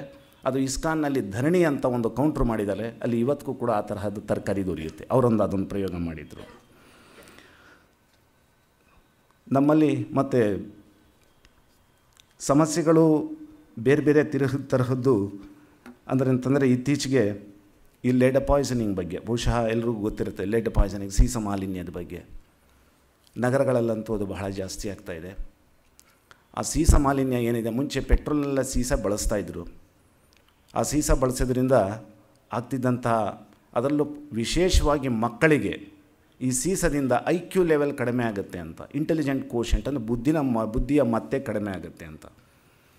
ಹೀಗಾಗಿ ಇದ್ರ ಬಗ್ಗೆನೂ ಸಾಕಷ್ಟು ಜನ ಒಳ್ಳೊಳ್ಳೆ ಕೆಲಸಗಳನ್ನು ಮಾಡಿದ್ದಾರೆ. ಡಾಕ್ಟರ್ ವೆಂಕಟೇಶ್ ಅಂತ ಸೆಂಟ್ ಜಾನ್ಸ್ ಮೆಡಿಕಲ್ ಕಾಲೇಜ್ನಲ್ಲಿ ಅವರು ಇದ್ರ ಬಗ್ಗೆ ಭಾಳಷ್ಟು ಅಧ್ಯಯನ ನಡೆಸಿ ಇದ್ರ ಬಗ್ಗೆ ಸಾಕಷ್ಟು ಜನನ ಇನ್ವಾಲ್ವ್ ಮಾಡಿಸಿ ಅದ್ರ ಬಗ್ಗೆ ಎಲ್ಲ ಕೆಲಸಗಳನ್ನು ಮಾಡಿದ್ದಾರೆ ಬೆಂಗಳೂರು ಮತ್ತು ಹೊರದೇಶದಲ್ಲೂ ಕೂಡ ಮಾಡಿದ್ದಾರೆ.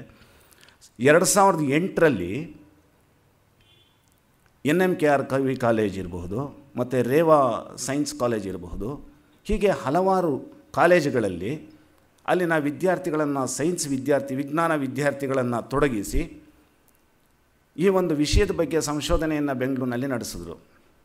ಆ ಸಂಶೋಧನೆ ನಡೆಸಿದಾಗ ಬೆಂಗಳೂರಿನ ಸುತ್ತಮುತ್ತ ಹೊರವಲಯ ಮತ್ತು ಹೊರಗೆ ಅಲ್ಲಿ ಈ ಕೊತ್ತಂಬರಿ ಸೊಪ್ಪನ್ನು ಅದನ್ನು ಪರೀಕ್ಷೆಗೆ ಒಳಪಡಿಸಿದಾಗ ಅದರಲ್ಲಿ ಲೆಡ್ಡಿನ ಅಂಶ ನಿಗದಿಪಡಿಸಿದ್ದಕ್ಕಿಂತ ಜಾಸ್ತಿ ಇತ್ತು ಕೊತ್ತಂಬರಿ ಸೊಪ್ಪಲ್ಲಿ. ಮತ್ತು ರೂರಲ್ ಏರಿಯಾದಲ್ಲಿ ಸುತ್ತಮುತ್ತ, ಬೆಂಗಳೂರಿನ ಸುತ್ತಮುತ್ತ ಶಾಲೆಗಳಲ್ಲಿ ಮಕ್ಕಳನ್ನು ರಕ್ತ ಪರೀಕ್ಷೆಗೆ ಒಳಪಡಿಸಿದಾಗ ಅವ್ರಿಗೂ ಕೂಡ ಅಧಿಕವಾದ ಸೀಸದ ಅಂಶ ಜಾಸ್ತಿ ಇತ್ತು. ಹೀಗೆ ಹಲವಾರು ಕಡೆ ಮತ್ತು ಹಾಲಿನಲ್ಲಿ ಜಾಸ್ತಿ ಕಂಡು ಬಂತು. ಹೀಗೆ ಎಲ್ಲ ಕಡೆನೂ ಈ ಸೀಸದ ಅಂಶ ಹೆಚ್ಚು ಕಂಡು ಬಂದಿದ್ದು ಗಮನಕ್ಕೆ ಬಂತು. ಇದು 2008ರಲ್ಲಾಯಿತು. ಈ ಸೀಸದ ಇದು ಬಂದರೂ ಕೂಡ ಬಹಳಷ್ಟು ನರ ದೌರ್ಬಲ್ಯತೆ ಆಗುತ್ತೆ, ಮೂಳೆ ಪ್ರಾಬ್ಲಮ್ಮು, ಈ ಥರದ್ದು ಭಾಳಷ್ಟು ಜನ ಅದರಿಂದ ನರಳುತ್ತಾ ಇರೋವಂಥದ್ದು ಇವತ್ತಿಗೂ ನಾವು ಕಾಣ್ತೀವಿ. ಈ ಸೀಸಕ್ಕೆ ಸಂಬಂಧಪಟ್ಟಿದ್ದು ಕೂಡ ಸಾಕಷ್ಟು ಕೆಲಸಗಳಾಗ್ತಾಯಿದೆ. ಅದ್ರ ಬಗ್ಗೆ ಅವೇರ್ನೆಸ್ ಕೊಡೋದು ಈ ತರಹದ್ದೆಲ್ಲ ನಡೀತಾ ಇದೆ.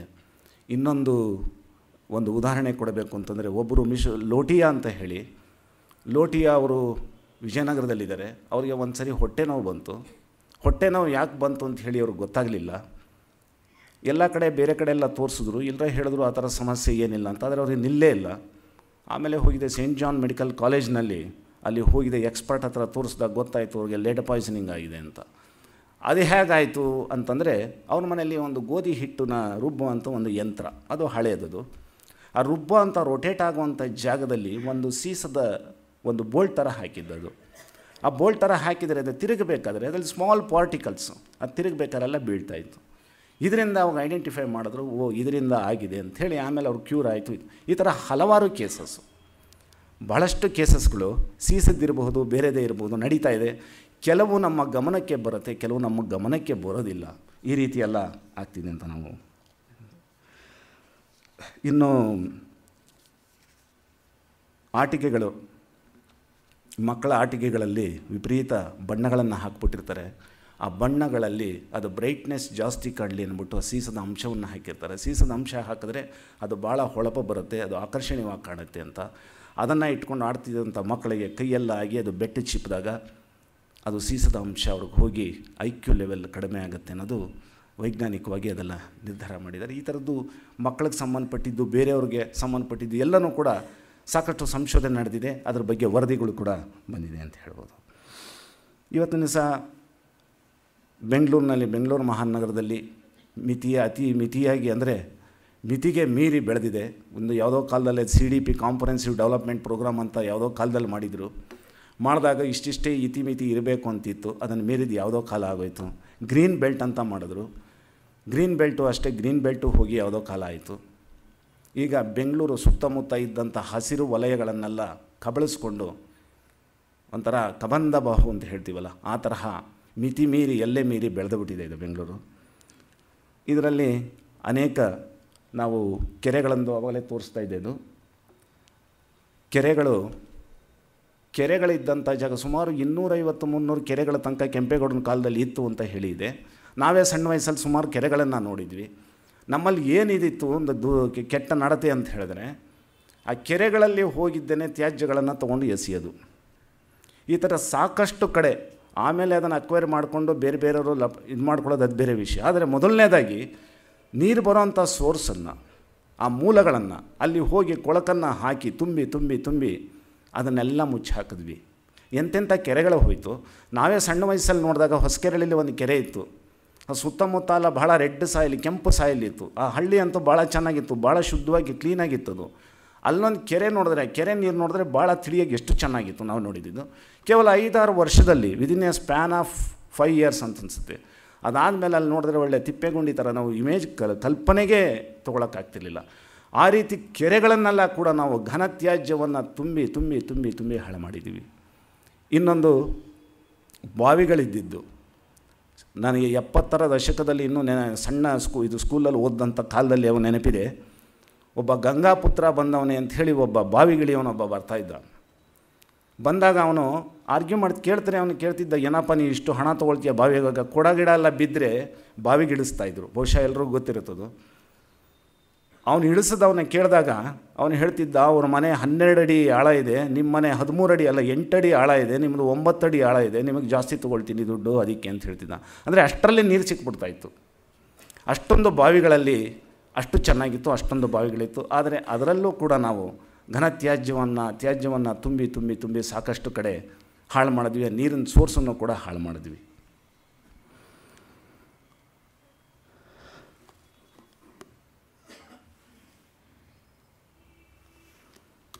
ಇನ್ನು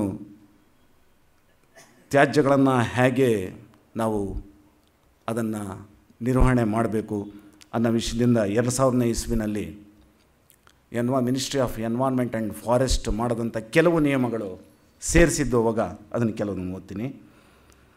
ಘನತ್ಯಾಜ್ಯಗಳನ್ನು ನಗರ ಮತ್ತು ಪಟ್ಟಣಗಳಲ್ಲಿ ಹರಡದಂತೆ ನಿಷೇಧಿಸಲಾಗಿದೆ. ತ್ಯಾಜ್ಯವನ್ನು ಕಸ ಮತ್ತು ಒಣಗಿದ ಎಲೆ ಸುಡಬಾರದು. ಬೀದಿ ಪ್ರಾಣಿಗಳನ್ನು ಕಸ ಸಂಗ್ರಹಿಸುವ ಸುತ್ತಮುತ್ತ ಸುಳಿಯಲು ಬಿಡಬಾರದು. ಇದನ್ನು ನಾವು ಸುದ್ದಿಗಳಲ್ಲಿ ಬಹಳಷ್ಟು ನೋಡಿದ್ದೇವೆ, ಪ್ರತ್ಯಕ್ಷ ಕೂಡ ನೋಡಿದ್ದೇವೆ. ಸ್ಲಮ್ಗಳ ಹತ್ರ ಅಲ್ಲಿ ಇಲ್ಲಿ ಎಲ್ಲ ಕೆಲವು ಕಡೆಯೆಲ್ಲ ಮನೆಗಳಲ್ಲಿ ಯಾವುದೋ ಆಹಾರ ಪದಾರ್ಥಗಳನ್ನು, ಮಾಂಸದ ತುಂಡುಗಳನ್ನು ಕಟ್ಟಿಬಿಟ್ಟು ಬಿಸಾಕಿರ್ತಾರೆ. ಬಿಸಾಕಿದಾಗ ಆ ನಾಯಿಗಳು ಬಂದು ಅದು ಕಚ್ಚಿ ಅದನ್ನು ಸಿಕ್ಕದಿದ್ದಾಗ ಮನುಷ್ಯರುಗಳನ್ನು ಕೂಡ ಕಚ್ಚೋದಕ್ಕೆ ಶುರುವಾಗಿತ್ತು. ಅದೇ ದೊಡ್ಡ ದೊಡ್ಡ ಕೇಸ್ಗಳು, ದುರಂತಗಳೆಲ್ಲ ಆಯಿತು, ಈಗಲೂ ಕೂಡ ಆಗ್ತಾಯಿದೆ ಅದು. ನಗರಸಭೆಗಳು ಕಸವನ್ನು ಸಂಗ್ರಹಿಸುವಾಗ ಆರೋಗ್ಯಕರ ವಾತಾವರಣ ಉಂಟಾಗುವಂತೆ ಮತ್ತು ನೈರ್ಮಲ್ಯ ಹಾಳಾಗದಂತೆ ಎಚ್ಚರ ವಹಿಸಬೇಕು. ಮಣ್ಣಿನಲ್ಲಿ ಕೊಳೆಯುವ ತ್ಯಾಜ್ಯಕ್ಕೆ ಹಸಿರು ಡಬ್ಬಿ, ಮರು ಬಳಕೆ ತ್ಯಾಜ್ಯಕ್ಕೆ ಬಿಳಿಯ ಡಬ್ಬಿ, ಇನ್ನುಳಿದ ತ್ಯಾಜ್ಯಕ್ಕೆ ಕಪ್ಪು ಡಬ್ಬಿ ಇಡಬೇಕು. ವ್ಯಕ್ತಿಗಳು ಕಸವನ್ನು ಸಾಗಿಸುವಾಗ ಅವರ ಸುರಕ್ಷತೆ ಬಗ್ಗೆ ಬಹು ಮುಂಜಾಗರೂಕತೆ ವಹಿಸಬೇಕು. ಸಾರ್ವಜನಿಕರಿಗೆ ಕಾಣುವಂತೆ ಹೊರಗಿನ ವಾತಾವರಣಕ್ಕೆ ತೆಗೆದುಕೊಂಡಂತೆ ಮತ್ತು ಅದು ಹರಡದಂತೆ ಸಂಗ್ರಹಿಸಬಾರದು. ಕೊಳೆಯದ ವಸ್ತುಗಳನ್ನು ಮರುಬಳಕೆಗೆ ಅಥವಾ ಜೀವ ವಿಜ್ಞಾನ ಪ್ರಕ್ರಿಯೆಗೆ ಒಳಪಡದ ನಿಷ್ಕ್ರಿಯ ಹಾಗೂ ಇನ್ನಿತರ ತ್ಯಾಜ್ಯಗಳನ್ನು ಮಣ್ಣಿನಲ್ಲಿ ಹೂಳಬಾರದು ಅನ್ನೋ ಒಂದು ಇಷ್ಟು ನಿಯಮಗಳನ್ನು ಅಲ್ಲಿ ಹೇಳಿದ್ದಾರೆ. ನೆಕ್ಸ್ಟು ಮತ್ತೆ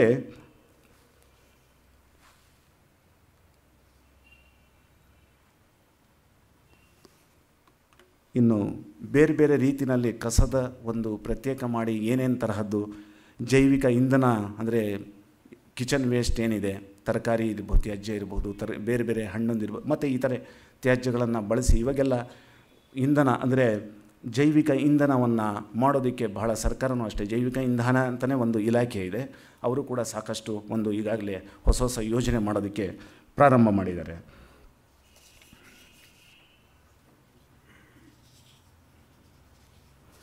ಇನ್ನು ಬೆಂಗಳೂರಿನಲ್ಲಿ ಕಸ ದಿನೇ ದಿನೇ ಜಾಸ್ತಿ ಆಗ್ತಿರೋದು, ಇದ್ರ ಬಗ್ಗೆ ಸಾಕಷ್ಟು ಜನ NGOsಗಳು ಕೂಡ ಉತ್ತಮ ಕೆಲಸ ಮಾಡ್ತಾಯಿದ್ದಾರೆ. ಅದರಲ್ಲಿ ರೌಂಡ್ ಟೇಬಲ್, ಘನತ್ಯಾಜ್ಯ ನಿರ್ವಹಣೆ ರೌಂಡ್ ಟೇಬಲ್ ಅಂತ, solid waste management round table ಅಂತ ಕೂಡ ಒಂದಿದೆ. ಅವರು ಸುಮಾರು 11 ಆರ್ಗನೈಸೇಷನ್ಗಳು ಒಟ್ಟಿಗೆ ಕೂಡಿ ಅವ್ರದ್ದೇ ಆದಂಥ ಯಾವ್ಯಾವುದರಲ್ಲಿ ಪರಿಣಿತಿರಿದ್ದಾರೆ. ಕೆಲವರಿಗೆ ಸಾಲಿಡ್ ವೇಸ್ಟ್ ಮ್ಯಾನೇಜ್ಮೆಂಟ್ ಬಗ್ಗೆ ಅವರಿಗೆ ಒಳ್ಳೆ ಎಕ್ಸ್ಪರ್ಟೈಸ್ ಇದೆ, ಜನಕ್ಕೆ ಹೇಗೆ ಎಜುಕೇಟ್ ಮಾಡಬೇಕು, ಹೇಗೆ ತಿಳಿಸ್ಬೇಕು, ಹೇಗೆ ಟೀಚ್ ಮಾಡಬೇಕು ಅನ್ನೋದಕ್ಕೆ ಆ ಥರದಲ್ಲಿರೋರು ಅವರು ಹೋಗಿದ್ದೇನೆ ಅವರಿಗೆ ಗೈಡ್ ಮಾಡೋವಂಥದ್ದು, ಸಲಹೆ ಕೊಡುವಂಥದ್ದು. ಮತ್ತು ಸರ್ಕಾರದಿಂದ ಸಂಪರ್ಕ ಹೇಗೆ ಇಟ್ಕೋಬೇಕು ಅನ್ನೋದಕ್ಕೆ ಅದರಲ್ಲಿ ಯಾರು ಪರಿಣಿತಿದ್ದಾರೆ ಅವರು. ಹೀಗೆ 11 ತರಹದ ವಿಭಾಗದಲ್ಲಿ ಕ್ಷೇತ್ರ ಮಾಡಿಕೊಂಡು ಅದರಲ್ಲಿ ವಿಭಾಗಿಸ್ಕೊಂಡು ಅವರಲ್ಲಿ ಕೆಲಸ ಮಾಡ್ತಾಯಿದ್ದಾರೆ. ಸಾಕಷ್ಟು ಒಳ್ಳೆಯ ಕೆಲಸಗಳನ್ನು ಕೂಡ ಅವರು ಮಾಡ್ತಾಯಿದ್ದಾರೆ. ಅವರು ಅದನ್ನೇ ತೋರಿಸೋದಕ್ಕೆ ನಾನು ಸರ್ಕಾರದ ಜೊತೆ ಹೇಗಿರಬೇಕು ನಂಟು ಅಂಥೇಳಿ ಸರ್ಕಾರ ಮತ್ತು NGOs ಮತ್ತು ಸಾರ್ವಜನಿಕರು ಮೇಲಿಂದ ಮೇಲೆ ಅದ್ರ ಬಗ್ಗೆ ಶಿಕ್ಷಣ ಹೇಗೆ ಕೊಡಬೇಕು ಅನ್ನೋದಕ್ಕೆ ನಾನು ಇದೊಂದು ಸ್ಕೆಚ್ ಮಾಡಿದ್ದೀನಿ ಅಷ್ಟೇ ಅದನ್ನು ಅಂತ.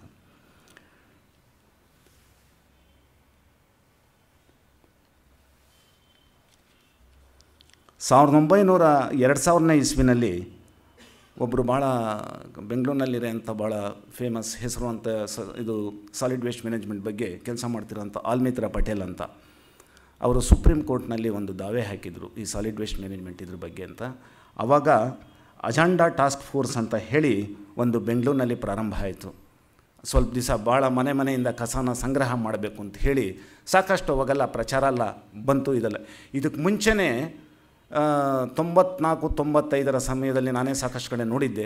ಸೆಂಟ್ರಲ್ ಫಾರ್ ಎನ್ವೈರ್ನ್ಮೆಂಟಲ್ ಎಜುಕೇಷನ್ನು ಸಾಲಿಡ್ ವೇಸ್ಟ್ ಮ್ಯಾನೇಜ್ಮೆಂಟಿಗೆ ಕೆಲವು ಮಟ್ಟದವರೆಗೆ ಕೂಡ ಅದು ಕೆಲಸ ಮಾಡ್ತಿತ್ತು. ಅದರ ಜಯನಗರದಲ್ಲಿ ಕೆಲವು ಅದರ ಬ್ರಾಂಚ್ಗಳಿತ್ತು. ಅಲ್ಲೂ ಕೂಡ ಒಂದು ಪಾರ್ಕಲ್ಲಿ ವೇಸ್ಟ್ ಮ್ಯಾನೇಜ್ಮೆಂಟ್ನ ಸೆಗ್ರಿಗೇಟ್ ಮಾಡೋದು ಹೇಗೆ ಅಂತೆಲ್ಲ ಹೇಳಿ ಕೆಲವುದೆಲ್ಲ ಮಾಡ್ತಾಯಿತ್ತು. ಇನ್ನು ವುಡ್ ಸೈನ್ಸ್ ಆ್ಯಂಡ್ ಟೆಕ್ನಾಲಜಿ ಅಲ್ಲಿ ಕೂಡ ಮೊನ್ನೆ ದಿವಸ ಕೆಲವರು ಉತ್ಸಾಹಿ ಬೆಂಗಳೂರಿನ ನಾಗರಿಕರು ಎಲ್ಲ ಸೇರಿ ಮತ್ತು ಅಲ್ಲಿನ ಯಾರು ಅಧಿಕಾರಿಗಳಿದ್ದಾರೆ ಇವರೆಲ್ಲ ಸೇರಿ ಅಲ್ಲಿ ಕೂಡ ಒಂದು ಕಾರ್ಯಕ್ರಮ ಮಾಡಿದ್ರು. ಅಲ್ಲಿರೋಂಥ ಸುಮಾರು 25 ಎಕರೆ ಜಾಗ ಇದೆ, ಒಳ್ಳೆ ಅದೇ ಒಂದು ಫಾರೆಸ್ಟ್ ಥರ ಇದೆ. ಅಲ್ಲಿ ಕ್ವಾರ್ಟರ್ಸಲ್ಲಿ ಎಂಪ್ಲಾಯೀಸ್ ಯಾರಿದ್ದಾರೆ ಅವ್ರದ್ದು ಕ್ವಾರ್ಟರ್ಸ್ ಎಲ್ಲ ಇದೆ. ಅಲ್ಲಿಯವ್ರ ಹತ್ರ ಎಲ್ಲ ಮನೆಯಿಂದಲ್ಲ ಯಾವುದು ಕಿಚನ್ ವೇಸ್ಟು ಅದನ್ನೆಲ್ಲ ತರಿಸಿ ಅದನ್ನು ಸೆಗ್ರಿಗೇಟ್ ಮಾಡಿ ಸಪ್ರೇಟಾಗಿಟ್ಟು ಅದಕ್ಕೆ ಸೆಗಣಿ ನೀರನ್ನು ಉದುರಿಸಿ ಅದಕ್ಕೆಲ್ಲ ಚಿಮುಕಿಸಿ ಅಲ್ಲೇ ಒಂದು ಕಾಂಪೋಸ್ಟ್ನ ತಯಾರು ಮಾಡುವಂಥ ಒಂದು ವ್ಯವಸ್ಥೆ ಮಾಡ್ಕೊಂಡಿದ್ದಾರೆ. ಮತ್ತು ಅದನ್ನು ಹರಡಿ ಅದಕ್ಕೆ ಏರ್ ಇದು ಗಾಳಿ ಹೋಗೋ ತರಹ ಬಣವೆ ಅಂತ ಹೇಳ್ತಾರೆ ಅದಕ್ಕೆ, ಆ ಬಣವೆ ವ್ಯವಸ್ಥೆ ಎಲ್ಲ ಮಾಡಿ ಭಾಳ ಸಿಸ್ಟಮ್ಯಾಟಿಕ್ಕಾಗಿ ಮಾಡ್ತಾಯಿದ್ದಾರೆ ಅವರು ಕೂಡ. ಎಲ್ಲೆಲ್ಲಿ ಅಂದರೆ ಸಾಲಿಡ್ ವೇಸ್ಟ್ ಮ್ಯಾನೇಜ್ಮೆಂಟ್ ಬಗ್ಗೆ ಯಾವ್ಯಾವ ತರಹದಲ್ಲಿ ಏನೇನು ಕೆಲಸ ಮಾಡ್ತಿರಬಹುದು ಅನ್ನೋ ವಿಚಾರಕ್ಕೆ ನಾನು ಇದನ್ನು ಹೇಳ್ತಾ ಇದ್ದೀನಿ. ಮತ್ತು ಅಲ್ಲಿ ಸಿಗುವಂಥ ಏನು ಒಣ ಎಲೆಗಳಿದೆ ಅದರಲ್ಲೂ ಕೂಡ ಕಾಂಪೋಸ್ಟನ್ನು ಮಾಡ್ತಾಯಿದ್ದಾರೆ. ಇನ್ನು ಮನೆಗಳಲ್ಲಿ ಕೆಲವು ಎನ್ ಜಿ ಒಸ್ಗಳು ಮನೆಗೆ ಹೋಗಿದೆ ಕೂಡ ಎಜುಕೇಟ್ ಮಾಡುವಂಥದ್ದು ಕೂಡ ನಡೀತಾ ಇದೆ. ಯಾವ ರೀತಿ ಸೆಗ್ರಿಗೇಟ್ ಮಾಡಬೇಕು, ಹಸಿ ಕಸ ಯಾವುದು, ಒಣ ಕಸ ಯಾವುದು, ಹಸಿ ಕಸನ ಹೇಗೆ ನಾವು ಸಪ್ರೇಟ್ ಮಾಡಿದ್ದು ಯಾವ ರೀತಿ ಮೆನ್ಯೂರ್ ಮಾಡಬಹುದು, ಆ ಪಾಟ್ಗಳು ಯಾವ ಥರ ಇಟ್ಕೋಬೇಕು, ಆ ಪಾಟ್ಗಳಲ್ಲಿ ನಾವು ಹೇಗೆ ಹಾಕಬೇಕು, ಮತ್ತು ಅದು ಬ್ಯಾಕ್ಟೀರಿಯಾಗಳ ಬರದಿದ್ದ ಹಾಗೆ ಅದಕ್ಕೆ ಖಾರ ಪುಡಿ ಹಾಕೋವಂಥದ್ದು, ಬೇವಿನ ಪುಡಿ ಹಾಕೋವಂಥದ್ದು ಅವ್ರದ್ದೇ ಆದಂಥ ಮೆಥಡ್ಗಳಲ್ಲಿ ಮಾಡೋವಂಥದ್ದು, ಎಷ್ಟು ದಿವಸ ಇಡಬೇಕು, ಮತ್ತು ಅದನ್ನೆಲ್ಲ ತೋಟಗಳನ್ನು ಹೇಗೆ ಇಂಪ್ರೂವ್ ಮಾಡಬೇಕು, ಬೆಳೆಸಬೇಕು ಅಂಥೇಳಿ ಅದಕ್ಕೂ ಕೂಡ ಸಾಕಷ್ಟು ಜನ NGOsಗಳು ಕೆಲಸ ಮಾಡ್ತಾಯಿದ್ದಾರೆ. ಪ್ಲಾಸ್ಟಿಕ್ ಅಂತ ನಾವು ಮಾತಾಡ್ತಿದ್ವಿ. ಪ್ಲಾಸ್ಟಿಕ್ದು ಇದು ಕೆಲವು ಕಡೆ ಪ್ಲಾಸ್ಟಿಕ್ ಬಗ್ಗೆ ಅವಾಗವಾಗ ನಾವು ಪತ್ರಿಕಾ ಹೇಳಿಕೆಗಳನ್ನು ನೋಡ್ತಾ ಇರ್ತೀವಿ. ಕೆಲವರು ಕೊಟ್ಟಿರ್ತಾರೆ ಬ್ಯಾನ್ ಪ್ಲಾಸ್ಟಿಕ್ ಅಂತ ಕೊಟ್ಟಿರ್ತಾರೆ. ಬಹುಶಃ ಅವರು ಬ್ಯಾನ್ ಪ್ಲಾಸ್ಟಿಕ್ ಅಂದರೆ ಪಾಲಿಥೀನ್ ಬ್ಯಾಗ್ ಮಾತ್ರ ಪ್ಲಾಸ್ಟಿಕ್ ಅಂತ ಅಂದ್ಕೊಂಡ್ಬಿಟ್ಟಿರ್ತಾರೆ ಅಂತ ಕಾಣಿಸುತ್ತೆ. ಪ್ಲಾಸ್ಟಿಕ್ಕು ವರ್ಸಟೈಲಿಟಿ ಇದೆ, ಅದರಲ್ಲಿ ವೈವಿಧ್ಯಮಯ ಇದೆ. ಪ್ಲಾಸ್ಟಿಕ್ನಲ್ಲಿ ಬಹಳಷ್ಟು ಅನುಕೂಲ ಇದೆ. ಆದರೆ ಈ ಪಾಲಿಥೀನ್ ಬ್ಯಾಗ್ಸು ಪರಿಸರಕ್ಕೆ ಹಾನಿ ಉಂಟು ಮಾಡ್ತಿರೋದಂತೂ ಸತ್ಯ. ಯಾಕೆ? ನಾವು ಯಾವುದೇ ಒಂದು ಸಣ್ಣ ತೊಗೊಳ್ಬೇಕಾದ್ರೂ ಅವನು ಬಿಟ್ಟು ಕೊಡ್ತಾನೆ, ಬಿಟ್ಟು ಸಿಗುತ್ತೆ ಅಂತ ತೊಗೊಂಡೋಗಿ ಹಾಕ್ತೀವಿ. ಅವೆನ್ಯೂ ರೋಡಲ್ಲಿ ಅಲ್ಲಿ ಮಳೆ ಬಂದಾಗ ನೋಡಿರ್ಬೋದು, ಹೋಗಿದ್ದೆ ಈ ಪಾಲಿಥೀನ್ ಬ್ಯಾಗ್ಸ್ ಎಲ್ಲ ಸೇರಿಕೊಂಡು ಎಲ್ಲ ಪೂರ್ತಿ ಮೋರಿಯೆಲ್ಲ ಬ್ಲ್ಯಾಕ್ ಆಗಿ ನೀರು ಸರಿಯಾಗಿ ಹೋಗದಿದ್ದಂಗೆ ಆಗಿರುವಂಥದ್ದನ್ನು ಕೂಡ ನಾವು ನೋಡಿದ್ದೀವಿ. ಹೀಗಾಗಿ ಮತ್ತು ಇದಕ್ಕೆ ಸಂಬಂಧಪಟ್ಟಂತೆ ಹಲವಾರು ರೀತಿ ಕಾರ್ಯಕ್ರಮಗಳು ಕೂಡ ಆಗ್ತಾಯಿದೆ ಅಂತ ನಾವು ಹೇಳ್ಬೋದು. ಮುಂಚೆ ಏನು ಮಾಡ್ತಾಯಿದ್ರು, ಈ ಪಾಲಿಥೀನ್ ಬ್ಯಾಗ್ಸ್ಗೆ ಕಾರ್ಸಿನೋಜೆನಿಕ್ ಕಲರ್ಗಳನ್ನೆಲ್ಲ ಹಾಕ್ಬಿಡ್ತಾಯಿದ್ರು, ವಿಷಪೂರಿತ ಕಲ್ಲನ್ನ. ಅದರಲ್ಲೇ ಈ ಬಿಸಿ ಇಡ್ಲಿ ಇಟ್ಕೊಡೋದು, ವಡೆ ಇಟ್ಕೊಳ್ಳೋದು, ಸಮೋಸ ಇಟ್ಕೊಡೋದು, ಈ ತರಹದ್ದೆಲ್ಲ ನಡೀತಾಯಿತ್ತು. ಇದರಿಂದೆಲ್ಲ ರಾಸಾಯನಿಕ ಪದಾರ್ಥಗಳೆಲ್ಲ ದೇಹ ಸೇರಿ ಅದು ಒಂದು ಆರೋಗ್ಯವನ್ನು ಹಾಳು ಮಾಡುವಂಥ ಪರಿಸ್ಥಿತಿಗಳು ಬರುತ್ತೆ ಅದನ್ನಂತ ಹೇಳಿ. ಅದಕ್ಕೆ ನಾನು ಈ ಇದನ್ನು ಬರೆದಿದ್ದೆ. ಪರಿಸರದ ಕೆಲವು ಕಡೆ ಜಾಗೃತಿ ಮಾಡಬೇಕಾದ್ರೆ ಯಾವ ರೀತಿ ಇತ್ತು, ಯಾವ ಥರ ಇದಾಗ್ತಿತ್ತು ಅಂತ. ಎಷ್ಟೋ ಕಡೆ ನಾವು ಮಾಡ್ತೀವಿ, ಆದರೆ ಕೆಲವು ಸರಿ ನಮ್ಮ ತಪ್ಪನ್ನೇ ನಾವು ಇದು ಮಾಡ್ಕೊಳ್ಳೋಕ್ಕಾಗಿರಲ್ಲ. ಅದಕ್ಕೆ ಹೇಳ್ತೇನೆ. ಪರಿಸರದ ಜಾಗೃತಿಯು ಪರಿಯಲ್ಲಿ ನಡೆದಿತ್ತು. ಪರಿಸರದ ಜಾಗೃತಿಯು ಪರಿಯಲ್ಲಿ ನಡೆದಿತ್ತು. ಕಾರ್ಯಕ್ರಮದಲ್ಲಿ ವಿಧ ಪದಗಳ ಭಾಷಣವೇ ಮಳೆಯೇ ಸುರಿದಿತ್ತು. ಕಾರ್ಯಕ್ರಮದಲ್ಲಿ ವಿಧ ವಿಧ ಪದಗಳ ಭಾಷಣವೇ ಸುರಿದಿತ್ತು. ಕಾರ್ಯಕ್ರಮದಲ್ಲಿ ಬಗೆ ಬಗೆ ಊಟ ತಿಂಡಿಗಳ ಸಮಾರಾಧನೆ ನಡೆದಿತ್ತು. ಕಾರ್ಯಕ್ರಮ ಮುಗಿದಿತ್ತು, ಜನ ಮರಳಿತ್ತು. ಕಾರ್ಯಕ್ರಮ ಮುಗಿದಿತ್ತು, ಜನ ಮರಳಿತ್ತು. ಅಸ್ತವ್ಯಸ್ತ ಅಣಕಿಸಿ ನಗುತ್ತಿತ್ತು. ಅಸ್ತವ್ಯಸ್ತವಾಗಿದ್ದ ತಿಂಡಿ ತೀರ್ಥಗಳ ತ್ಯಾಜ್ಯಗಳು ಅಣಕಿಸಿ ನಗುತ್ತಿತ್ತು ಅಂತ. ಈ ತರಹ ಸಂದರ್ಭಗಳನ್ನು ನಾವು ಸಾಕಷ್ಟು ನೋಡ್ತಾ ಇರ್ತೀವಿ. ನಮ್ಮಲ್ಲಿ ಸಾಕಷ್ಟು ಇನ್ನೂ ಅದರ ಬಗ್ಗೆ ಜಾಗೃತಿ ಬರಬೇಕಾಗಿದೆ. ಕೆಲವು ಕಡೆ ಪಾರ್ಕ್ಗಳಲ್ಲಿ ನಾವು ನೋಡ್ತೀವಿ. ಪಾರ್ಕ್ಗಳಲ್ಲಿ ಏನು ಮಾಡ್ತಾರೆ, ಅಲ್ಲೇ ತಿಂದು ಪ್ಲಾಸ್ಟಿಕ್ ಇರ್ಬೋದು, ಪೇಪರ್ ಇರ್ಬೋದು, ಅಲ್ಲೇ ತಿಂದು ಬಿಸಾಕುವಂಥದ್ದು. ಕೆಲವು ಕಡೆ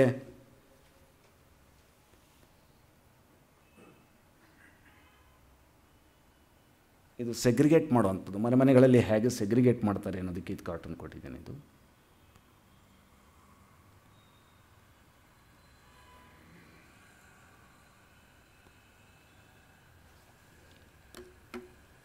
ಅಲ್ಲಲ್ಲೇ ಬಿಸಾಕ್ತಾರೆ ಮತ್ತು ಅಲ್ಲಲ್ಲೇ ಉಗಿಯೋದು, ಈ ರೀತಿ ಎಲ್ಲ ಮಾಡ್ತಾರೆ. ಇದ್ರ ಬಗ್ಗೆ ಎಲ್ಲ ಸಾಕಷ್ಟು ಜಾಗೃತಿಯನ್ನು ಮೂಡಿಸಬೇಕು ನಾಗರಿಕರಂತ.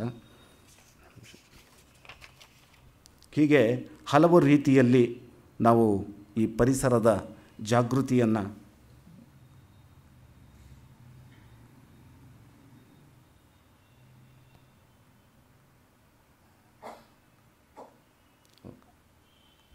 ಇದನ್ನು ತೋರಿಸಿರೋದು ಯಾಕೆ ಅಂತ ಹೇಳಿದ್ರೆ, ಪ್ರತಿಯೊಂದು ವಿಷಯದಲ್ಲೂ ಮಕ್ಕಳಿಂದ ಹಿಡಿದು ದೊಡ್ಡವ್ರವರೆಗೂ, ಹಿರಿಯ ನಾಗರಿಕರವರೆಗೂ ಕೂಡ ಜಾಗೃತಿ ಬಗ್ಗೆ ಇದಾಗಬೇಕು. ಇದರಲ್ಲಿ ಯಾವೊಂದು ಏನಂತ ಹೇಳಿದ್ರೆ, ಪ್ರತಿಯೊಬ್ಬರು ಕೈ ಜೋಡಿಸಿದಾಗ ಮಾತ್ರ ಒಂದು ಪರಿಸರದ ಒಂದು ಸಂರಕ್ಷಣೆ. ಒಂದು ರವೀಂದ್ರನಾಥ್ ಟಾಗೋರ್ ಒಂದು ಹೇಳ್ತಾರಲ್ಲ, give me the strength to destroy all evil qualities in my mind ಅಂತ. ಹಾಗೆ ನಾವು ಸ್ವಚ್ಛತೆಯ, ಆ ದೇವರನಲ್ಲಿ ಕೇಳ್ಕೊಳ್ಳೋಣ, ಸ್ವಚ್ಛತೆಯ ಒಂದು ಮನಸ್ಸಿನಿಂದ ಒಂದು ಸ್ವಚ್ಛತೆಯ ಪರಿಸರವನ್ನು ನಾವು ನಿರ್ಮಾಣ ಮಾಡೋದಕ್ಕೆ ಸಾಧ್ಯ ಆಗಲಿ ಅಂತ ಹೇಳ್ತಾ 2 ಮಾತನ್ನು ಮುಗಿಸ್ತೀನಿ. ನಮಸ್ಕಾರ. ಡಾಕ್ಯುಮೆಂಟ್ರಿ ಇದಾದ ಮೇಲೆ ಇದಾಯ್ತು.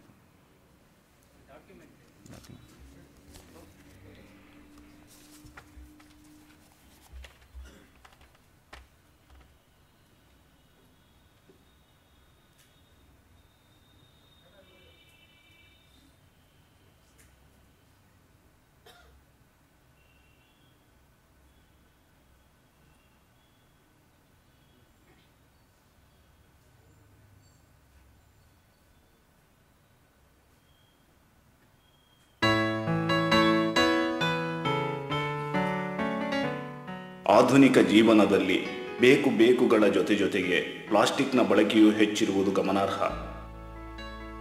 ಎಲ್ಲ ಉಪಯೋಗಿ ವಸ್ತುಗಳಲ್ಲಿ ಪ್ಲಾಸ್ಟಿಕ್ ಬಳಕೆ ಯಥೇಚ್ಛವಾಗಿದ್ದು, ಲೋಹಗಳಿಗೆ ಸ್ಪರ್ಧೆ ನಡೆಸುವಂತೆ ಕಾಣುವಲ್ಲಿ ಆಶ್ಚರ್ಯವಿಲ್ಲ. ಅನೇಕ ಪ್ಲಾಸ್ಟಿಕ್ನಿಂದ ತಯಾರಾದ ವಸ್ತುಗಳು, ವಿದ್ಯುತ್ ಸಲಕರಣೆ, ಚಿಕಿತ್ಸೆಯ ಉಪಕರಣ, ಆಟದ ಸಾಮಾನು ಒಂದೇ ಎರಡೇ. ನಿಜವಾಗಿ ಪ್ಲಾಸ್ಟಿಕ್ ಎಂದರೆ ಏನು? ಪ್ಲಾಸ್ಟಿಕೋಸಿಸ್ ಎಂಬ ಗ್ರೀಕ್ ಪದದಿಂದ ಬಂದ ಹೆಸರು.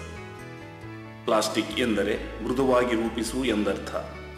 ಸುಲಭವಾಗಿ ಹೇಳಬೇಕೆಂದರೆ ಕೃತಕವಾಗಿ ತಯಾರಿಸಬಹುದಾದ, ಶಾಖದಿಂದ ಮೃದು ಮಾಡಿ ಅಚ್ಚು ಹಾಕಿ ವಸ್ತುವನ್ನು ತಯಾರಿಸಬಲ್ಲ ಎಂದರ್ಥ. ರಾಸಾಯನಿಕವಾಗಿ ಪ್ಲಾಸ್ಟಿಕ್ ಕಾರ್ಬನಿಕ ವಸ್ತು. ಶಾಖ ತಾಗಿದಾಗ ಮೃದುವಾಗುವ ಪ್ಲಾಸ್ಟಿಕ್ಗಳೇ ಥರ್ಮೋಪ್ಲಾಸ್ಟಿಕ್. ಇವು ದ್ರವರೂಪ ತಾಳುವುದಿಲ್ಲ, ಅಚ್ಚು ಹಾಕಲು ಯೋಗ್ಯ ವಸ್ತು. ಸಾಮಾನ್ಯವಾಗಿ ನಾವು ಬಳಸುತ್ತಿರುವ ವಿವಿಧ ಬಗೆಗಳ ಪ್ಲಾಸ್ಟಿಕ್ಗಳೆಂದರೆ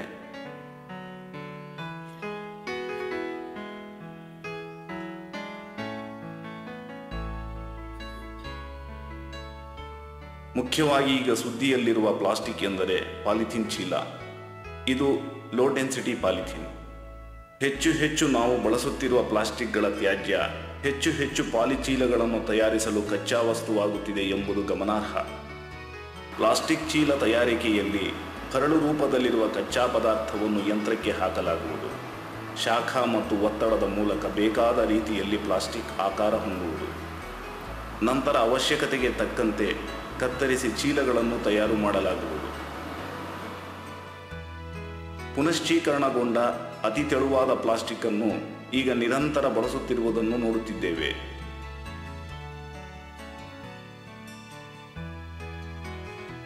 ಇದಕ್ಕೆ ಬೇರೆ ಕಾರಣ ಇರಬಹುದು.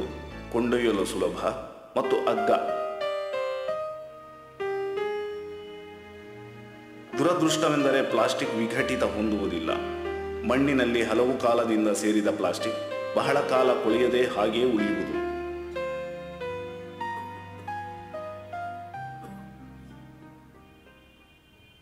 Polymerization is a process by which several small units, which are called monomers, are strung together to form a large macromolecule.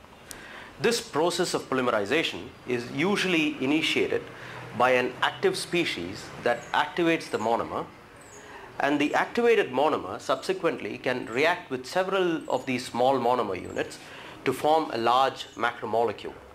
Such a large macromolecule can very often contain more than tens of thousands of such small monomer units.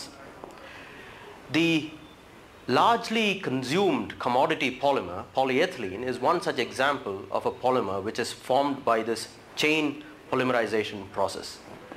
Ethylene is a gaseous monomer that is a 2-carbon fragment that is very often polymerized by such a radical polymerization. Polyethylene is inexpensive because the monomer that is used to make the polymer, that is ethylene gas, is cheap and abundantly available from petroleum industry. Despite its inexpensive nature, it poses a major problem in terms of environmental pollution. The reason being polyethylene is not biodegradable. Therefore, there is a worldwide effort to try and address this problem of polyethylene disposal by 3 ways. One is incineration, second is recycling, and the third is to make polyethylene bioassimilatable. ಕೆಲವು ಪ್ಲಾಸ್ಟಿಕ್ಗಳಿಂದ ಪರಿಸರಕ್ಕಾಗುತ್ತಿರುವ ಹಾನಿ ಬೆಳಕಿನಷ್ಟೇ ಸತ್ಯ. ಇದರಲ್ಲಿ ನಮ್ಮ ಬೇಜವಾಬ್ದಾರಿತನವೂ ಕಾರಣವೆಂದರೆ ತಪ್ಪಾಗಲಾರದು. ಅತಿ ತೆಳುವಾದ plastic ಎಲ್ಲೆಂದರೆ ಅಲ್ಲಿ ಕಾಣಸಿಗುವುದು ಸಾಮಾನ್ಯ. ರಸ್ತೆಯ ಮೇಲೆ, ರಸ್ತೆಯ ಬದಿಗಳಲ್ಲಿ, ಜೊತೆಗೆ ಹಾರಾಡುತ್ತಿರುವ ದೃಶ್ಯ ಕೂಡ ಸಾಮಾನ್ಯ. ಇದು ಪರಿಸರ ಮಲಿನತೆಗೆ ಕಾರಣವಾಗುತ್ತಿದೆ ಎಂದು ಬೇರೆ ಹೇಳಬೇಕಾಗಿಲ್ಲ. ಈ ದುಸ್ಥಿತಿಗೆ ಜನರ ಬೇಜವಾಬ್ದಾರಿ ಕೂಡ ಕಾರಣ ಎಂದರೆ ತಪ್ಪಾಗಲಾರದು. ತರಕಾರಿ ತ್ಯಾಜ್ಯವನ್ನು ಪ್ಲಾಸ್ಟಿಕ್ ಚೀಲದಲ್ಲಿ ಇಟ್ಟು ಎಸೆಯುವುದು ಕೆಲವರ ದುರಭ್ಯಾಸ.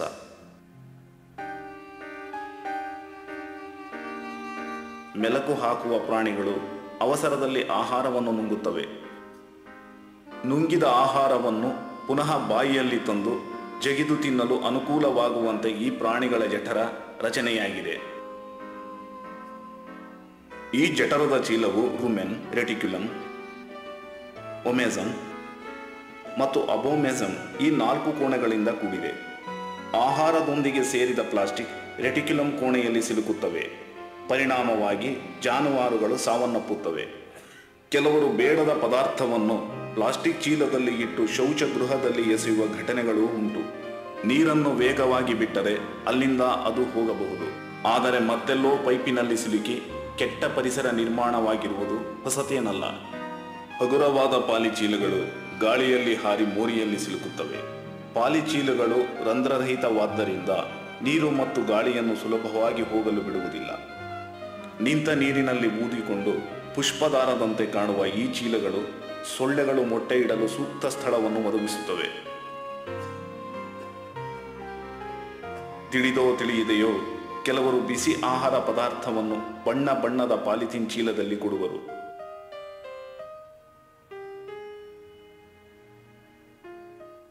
ನೋಡಿ, ನಾವು ಪ್ರತಿ ದಿವಸ ಅಂಗಡಿಗೆ ಹೋಗಿ ಆಹಾರ ಪದಾರ್ಥಗಳನ್ನು ಈ ಪ್ಲಾಸ್ಟಿಕ್ ಚೀಲಗಳಲ್ಲಿ ತರ್ತೀವಿ. ಅದರಲ್ಲಿ ಸಾಕಷ್ಟು ಚೀಲಗಳಲ್ಲಿಕ್ಕೆ ಬಣ್ಣ ಹಾಕಿರ್ತಾರೆ.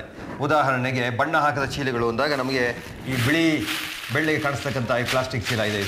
ಈ ಚೀಲದಲ್ಲೂ ಆಹಾರ ಪದಾರ್ಥಗಳನ್ನು ತರ್ತೀವಿ. ಇದು ಬಿಳಿಯ ಬಣ್ಣ ಬರಬೇಕಾದ್ರೆ ಇದಕ್ಕೆ ಸಾಕಷ್ಟು ಲೆಡ್ ಆಕ್ಸೈಡ್ ಹಾಕ್ತಾರೆ.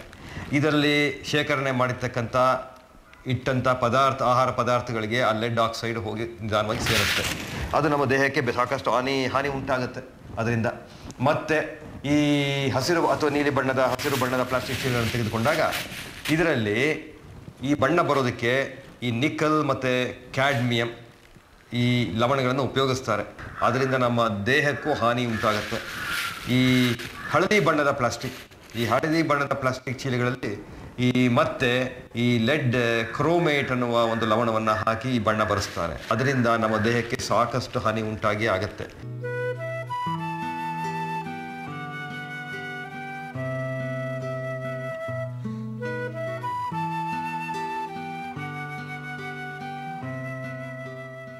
ಏಷ್ಯಾದ ಅತಿ ಹೆಚ್ಚಿನ ಪ್ಲಾಸ್ಟಿಕ್ ತ್ಯಾಜ್ಯ ವ್ಯವಹಾರ ಮಾರುಕಟ್ಟೆ ಎಂದರೆ ಬೆಂಗಳೂರಿನ ಜಾಲಿಮೊಹಲ್ಲಾ, ಮುಂಬಯಿಯ ಧಾರಾವಿ.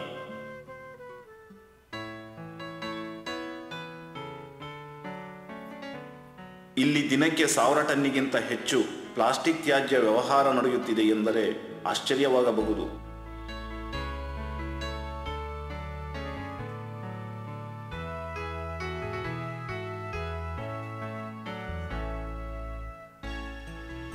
ಹೋಟೆಲ್ಗಳು, ಭೋಜನ ಒದಗಿಸುವ ಉದ್ದಿಮೆಗಳು PS, PE, PET ಈ ಪ್ಲಾಸ್ಟಿಕ್ಗಳನ್ನು ಯಥೇಚ್ಛವಾಗಿ ಬಳಸುತ್ತವೆ.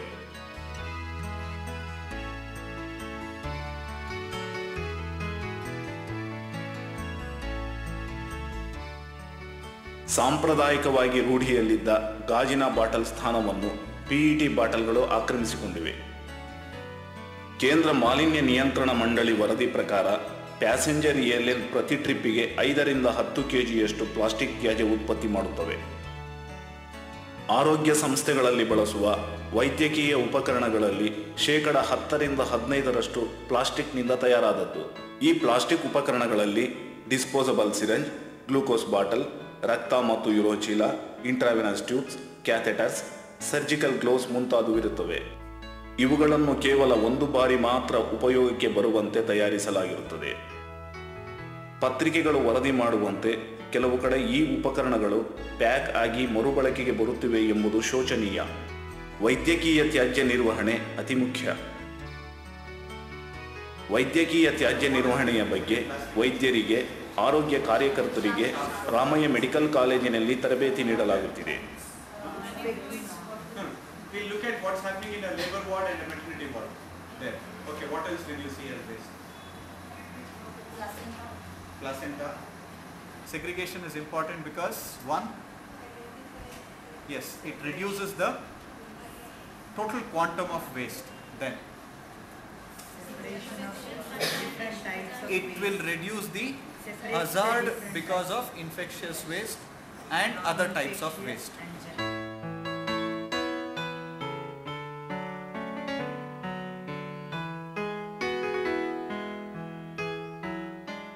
ವಿಶೇಷವಾಗಿ ಬಳಸಿದ ಪ್ಲಾಸ್ಟಿಕ್ ಉಪಕರಣಗಳನ್ನು ಪುನಃ ಬಳಸದಂತೆ ಮುರಿದು ಪ್ರತ್ಯೇಕ ಡಬ್ಬಿಗಳಲ್ಲಿ ಹಾಕುವುದು.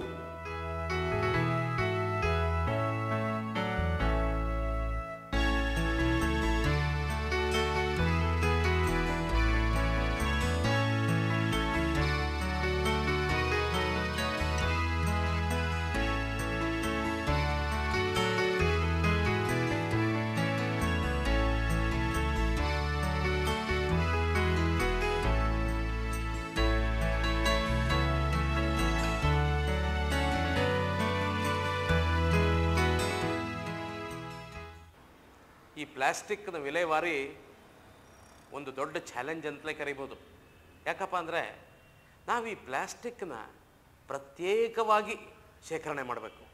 ಚಿಂದಿ ಹೆಕ್ಕತಕ್ಕಂಥ ಮಕ್ಕಳು ಏನಿದ್ದಾರೆ, ಚಿಂದಿ ಹೆಕ್ಕತಕ್ಕಂಥ ಮಕ್ಕಳು ಅವರು ಈ ಸಿರಿಂಜ್ಗಳಾಗಲಿ ಅಥವಾ ಇತರೆ ಪ್ಲಾಸ್ಟಿಕ್ ವಸ್ತುಗಳಾಗಲಿ ಅವರ ಕೈಗೆ ಸಿಕ್ಕಿದ್ರೆ ಅಥವಾ ನಮ್ಮ ಪೌರ ಕಾರ್ಮಿಕರಾಗಲಿ ಅದನ್ನು ಶೇಖರಣೆ ಮಾಡ್ತಾಯಿದ್ರೆ ಕಾಯಿಲೆ ಹರಡುವ ಸಾಧ್ಯತೆಗಳು ಬಹಳಷ್ಟಿದೆ. ಬಳಸಿದ ವೈದ್ಯಕೀಯ ಪ್ಲಾಸ್ಟಿಕ್ ಉಪಕರಣಗಳಿಂದ ಬೇರೆ ವಸ್ತು ತಯಾರಿಸುವ ವಿಚಾರದಲ್ಲಿ ಪ್ಲಾಸ್ಟಿಕ್ ತಯಾರಕರು ಮತ್ತು ವೈದ್ಯರಲ್ಲಿ ವಿಚಾರ ನಡೆಯುತ್ತಿರುವುದು ಉತ್ತಮ ಸಂಕೇತ.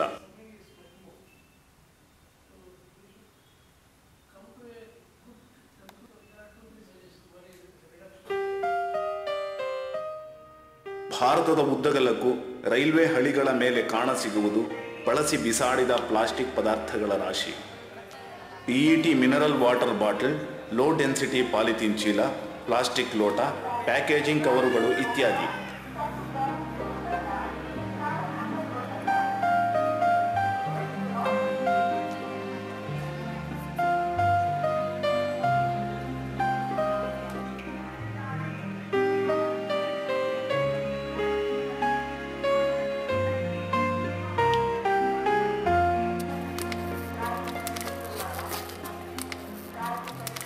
ಭಾರತದಲ್ಲಿ 60% ಪ್ಲಾಸ್ಟಿಕ್ ತ್ಯಾಜ್ಯವನ್ನು ವ್ಯವಸ್ಥಿತವಲ್ಲದ ಕಾರ್ಖಾನೆಗಳು ಪುನಶ್ಚೀಕರಣಕ್ಕಾಗಿ ಸಂಗ್ರಹಿಸುತ್ತವೆ ಎಂದು ಪತ್ರಿಕೆಗಳು ವರದಿ ಮಾಡಿವೆ. The collection of waste, considering the fact that the railways are a mobile collection source. They move from place to place, and the waste is generated when the railways are in the move. Given that, it's very easy to conceive of a mechanism for collection of all this waste which can be readily recycled. All that the railways need to provide is collection vessels at every compartment, and periodically in different stations they need to download these waste collected. And then they can be transported by the railways themselves to recycling factories that are located close to some of the major railway junctions. I believe that the railways are uniquely positioned to actually address this issue in a very collective and comprehensive manner. ನಮ್ಮ ದೇಶದಲ್ಲಿ ಸಾಂಪ್ರದಾಯಿಕವಾಗಿ ಚಹಾ ನೀಡಲು ಬಳಸುತ್ತಿದ್ದ ಮಣ್ಣಿನ ಬಟ್ಟಲಿನ ಸ್ಥಾನವನ್ನು plastic ಆಕ್ರಮಿಸಿದೆಯಲ್ಲವೇ? ನಿಜವಾಗಿ ಈ ಮಣ್ಣಿನ ಬಟ್ಟಲು ಮಣ್ಣಲ್ಲಿ ಮಣ್ಣಾಗಿ ಹೋಗುವುದು ಯಾವ ತೊಂದರೆಯನ್ನೂ ಉಂಟು ಮಾಡದೆ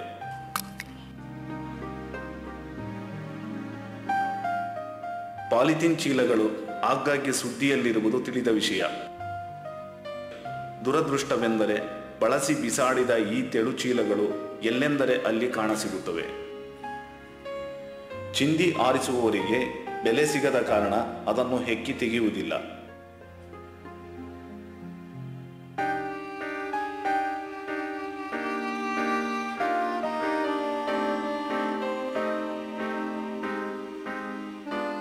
ಕೇಂದ್ರ ಮಾಲಿನ್ಯ ನಿಯಂತ್ರಣ ಮಂಡಳಿಯು ಪಾಲಿಥೀನ್ ಚೀಲ ತಯಾರಿಕೆಯ ವಿಚಾರದಲ್ಲಿ ಕೆಲವು ಕಾನೂನು ನಿಯಮಗಳನ್ನು ರಚಿಸಿದೆ. ತುಂಬ ತೆಳು ಇರುವಂಥ ಪ್ಲಾಸ್ಟಿಕ್ಕನ್ನು, ಯಾವುದು 20 ಮೈಕ್ರಾನ್ಗಿಂತ ಕಡಿಮೆ ಇದೆ, ಅದನ್ನು ಈ ರ್ಯಾಗ್ ಪಿಕರ್ಸ್ ಅಂದರೆ ಕಸದ ತೊಟ್ಟಿಗಳಿಂದ ಮತ್ತು ರಸ್ತೆಗಳಿಂದ ಏನು ಪ್ಲಾಸ್ಟಿಕ್ ಎತ್ಕೊಳ್ತಾರೆ ಅವರು ಅದನ್ನು ಎತ್ಕೊಳ್ಳಲ್ಲ. ಅದು ಎಷ್ಟು ತೆಳು ಇರುತ್ತೆ ಅಂದರೆ ಗಾಳಿಗೆ ಹಾರಿ ಹೋಗ್ತಾ ಇರುತ್ತೆ. ಸಾಧಾರಣ ಒಂದು 250ರಷ್ಟು ಬ್ಯಾಗ್ ಕಲೆಕ್ಟ್ ಮಾಡಿದ ಮೇಲೆ ಅದು 1 kg ಆಗುತ್ತೆ. ಅವ್ರಿಗೆ ₹2 ಸಿಗುತ್ತೆ. ಹೀಗಾಗಿ ಇಡೀ ದಿವಸ ಕೆಲಸ ಮಾಡಿದ್ರೆ ಅವ್ರಿಗೆ ಒಂದು ₹20 ಸಿಗಲ್ಲ. 20 ಮೈಕ್ರಾನ್ಗಿಂತ ಕಡಿಮೆ ಇರುವಂಥ ಚೀಲಗಳು, ವಿಶೇಷವಾಗಿ HM ಬ್ಯಾಗ್, ನಾವು ಯಾವುದು ಕ್ಯಾರಿ ಬ್ಯಾಗ್ ಅಂತ ಕರಿತೇವೆ, ಆ ಕ್ಯಾರಿ ಬ್ಯಾಗ್ಗಳದ್ದು ಆಗಲೇ ಅದು ತುಂಬ ಪ್ರೊಸೆಸ್ ಆಗಿ ಕೆಳದರ್ಜೆಗೆ ಬಂದಂಥ ಒಂದು ಪ್ಲಾಸ್ಟಿಕ್. ಅದರಿಂದ ಮತ್ತೆ ಯಾವುದಾದ್ರು ಪ್ಲಾಸ್ಟಿಕ್ ರೀಸೈಕಲ್ ಮಾಡಬೇಕು ಅಂದರೆ ಅದು ಇನ್ನೂ ಕೆಳದರ್ಜೆದಾಗಿಬಿಡೋದ್ರಿಂದ ಅದಕ್ಕೆ ಪ್ರಯೋಜನ ಆಗಲ್ಲ. ಹೀಗಾಗಿ ಸರ್ಕಾರ ಮಾಡ್ತಿರೋದು ಇದೊಂದು ಮೊದಲನೇ ಸ್ಟೆಪ್. ಇದರಿಂದ ನಿಶ್ಚಿತವಾಗಿಯೂ ಪರಿಸರಕ್ಕೆ ಇದರಿಂದ ನಿಶ್ಚಿತವಾಗಿ ಪ್ರಯೋಜನ ಆಗುತ್ತೆ. ಪಾಲಿಥೀನ್ ಚೀಲ ಪರ್ಯಾಯದ ಬಗ್ಗೆ ಪರಿಣಿತರ ಅಭಿಪ್ರಾಯಗಳು ವರದಿಯಾಗುತ್ತಲೇ ಇದೆ. ಪ್ರೊಫೆಸರ್ ಮಾನಸ್ ಚಂದ ಪಾಲಿಥೀನ್ ಚೀಲಕ್ಕೆ ಪರ್ಯಾಯ ಒದಗಿಸುವ ಬಗ್ಗೆ ಸಂಶೋಧನೆ ನಡೆಸಿದ್ದಾರೆ. Well, some people have suggested that paper can be used for making bags and packaging material in place of plastics. ಅವರ ಅಭಿಪ್ರಾಯದಂತೆ ಕೆಲವರ ಅಭಿಪ್ರಾಯ ಕಾಗದದ ಚೀಲ ಪರ್ಯಾಯ ಎಂದು. ಇದು ಸೂಕ್ತ ಅಂತ ಅನಿಸುವುದಿಲ್ಲ. ಇದರಿಂದ ವನಸಂಪತ್ತಿನ ಮೇಲೆ ತೀವ್ರ ಒತ್ತಡ ಬೀಳುವುದು. ಮತ್ತೆ ಕೆಲವರು ರೀಸೈಕ್ಲಿಂಗ್ ಪರ್ಯಾಯ ಎನ್ನುತ್ತಾರೆ. ಅದು ಕೂಡ ಪೂರ್ಣ ಸರಿ ಅನ್ನಿಸುವುದಿಲ್ಲ. ಅದರಲ್ಲೂ ನಮ್ಮ ದೇಶದ ಪರಿಸ್ಥಿತಿಯಲ್ಲಿ ದೊಡ್ಡ ಪ್ರಮಾಣದ ರೀಸೈಕ್ಲಿಂಗ್ ಕಷ್ಟ ಸಾಧ್ಯ. There are many insurmountable problems. So the real solution is substitute the ordinary plastics by biodegradable plastics, and that is where the research is going on very vigorously all over the world. But these polymers are very expensive, 5 to 10 times costlier than the ordinary polyethylene.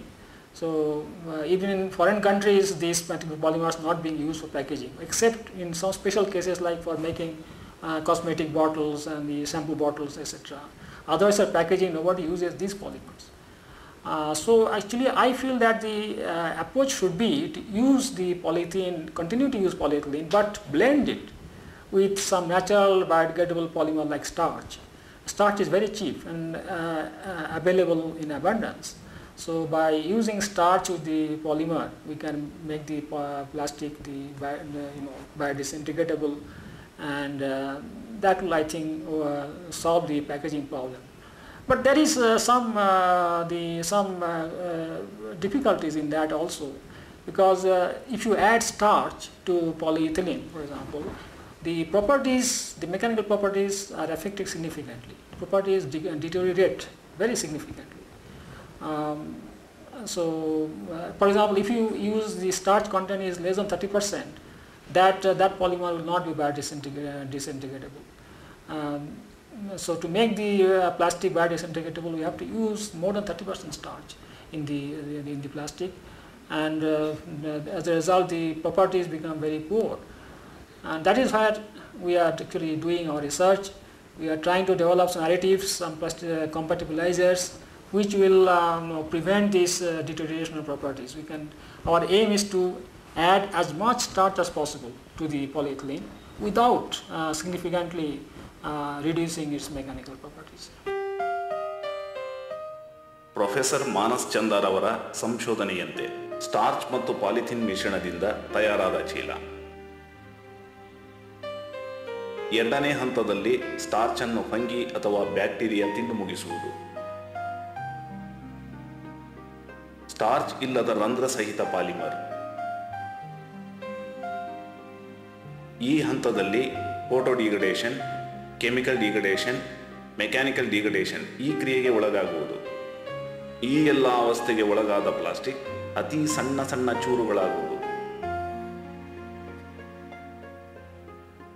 ಅಂತಿಮವಾಗಿ ಉಳಿದ CO2, H2O ವಾತಾವರಣಕ್ಕೆ ಸೇರುವುದು.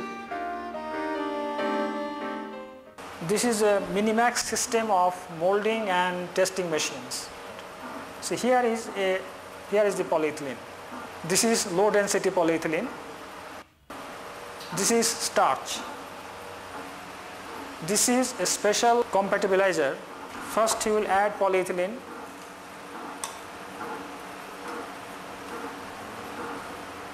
Then he will add starch. We can add starch up to 50%.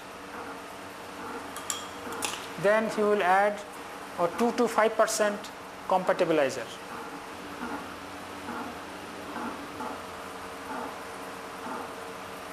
After the three components, that is starch, polyethylene and the compatibilizer, are melted and mixed thoroughly in this blender, the melt is extruded under pressure through a small hole at the bottom. The starch polyethylene blended product, this will be cut into small chips. ಈ plastic ಚಿಪ್ಸ್ಗಳ ಹಿಗ್ಗುವ ಶಕ್ಯತೆ, ದೃಢತೆ ಮತ್ತು ಪರಿಣಾಮ ಇವುಗಳನ್ನು tensile tester ಮತ್ತು impact tester ಈ ಯಂತ್ರಗಳಿಂದ ಪರೀಕ್ಷಿಸುವುದು. ಉತ್ತಮ ಪರ್ಯಾಯಕ್ಕಾಗಿ ಪ್ರಯತ್ನಗಳು ನಡೆಯುತ್ತಿವೆ. ಈ 3 ಅಂಶಗಳನ್ನು ನಾವು ಪಾಲಿಸಿದರೆ ಸಾಕಷ್ಟು ಸಮಸ್ಯೆ ಪರಿಹಾರವಾಗಬಹುದಲ್ಲವೇ? Reuse, reduce, recycle. ಅಥವಾ ಹಾಗೆ ಸಿಗುವುದೆಂದು ವಿಪರೀತ ಬಳಸುವುದಕ್ಕಿಂತ ಆದಷ್ಟು ಕಡಿಮೆ ಮಾಡುವುದು ಒಳ್ಳೆಯದಲ್ಲವೇ? ಕೆಲವು ಕಡೆ ಕೆಲವು ಮಟ್ಟದಲ್ಲಿ ತ್ಯಾಜ್ಯಗಳ ಬಗ್ಗೆ ವಿಲೇವಾರಿ ಪ್ರಯತ್ನ ನಡೆಯುತ್ತಿದೆ. ಈ ತ್ಯಾಜ್ಯದ ಮರು ಉಪಯೋಗದ ಪ್ರಯತ್ನ ಪ್ರಶಂಸನೀಯ. ಪ್ಲಾಸ್ಟಿಕ್ ಮತ್ತು ಡಾಂಬರು 2 ಪೆಟ್ರೋಲಿನ ಮೂಲದ್ದೇ. ಇವೆರಡನ್ನು ಮಿಶ್ರ ಮಾಡಿ ಕಾಯಿಸಿ ರಸ್ತೆಗೆ ಉಪಯೋಗಿಸಿದಾಗ ರಸ್ತೆ ಸಾಕಷ್ಟು ಬಾಳಿಕೆ ಬರುವುದೆಂದು ದೃಢಪಟ್ಟಿದೆ.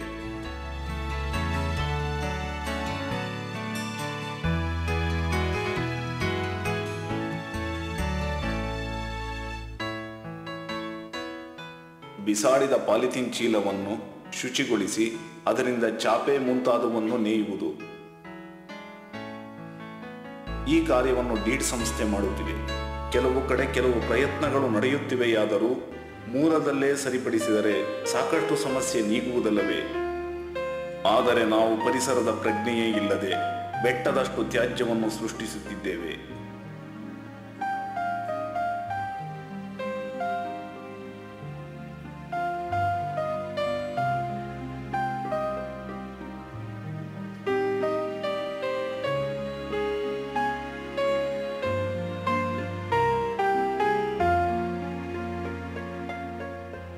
ಈ ಕಸದ ರಾಶಿಯನ್ನು ಹೀಗೆ ಬಿಟ್ಟು ಹೋದರೆ ಮುಂದಿನವರ ಗತಿ?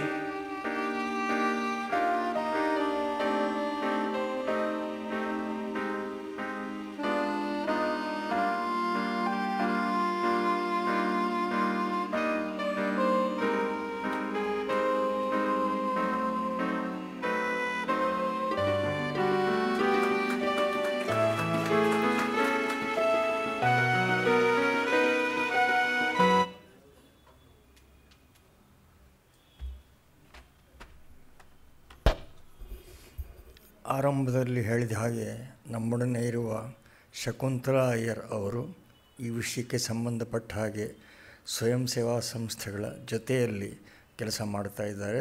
ಸರ್ಕಾರದ ನಗರಸಭೆ ಜೊತೆ ಸಂವಾದವನ್ನು ನಡೆಸಿದ್ದಾರೆ. ಅವರು ಒಂದೆರಡು ಅನಿಸಿಕೆಗಳನ್ನು ಹಂಚ್ಕೋಬೇಕು ಅಂತ ಕೇಳ್ತೀನಿ.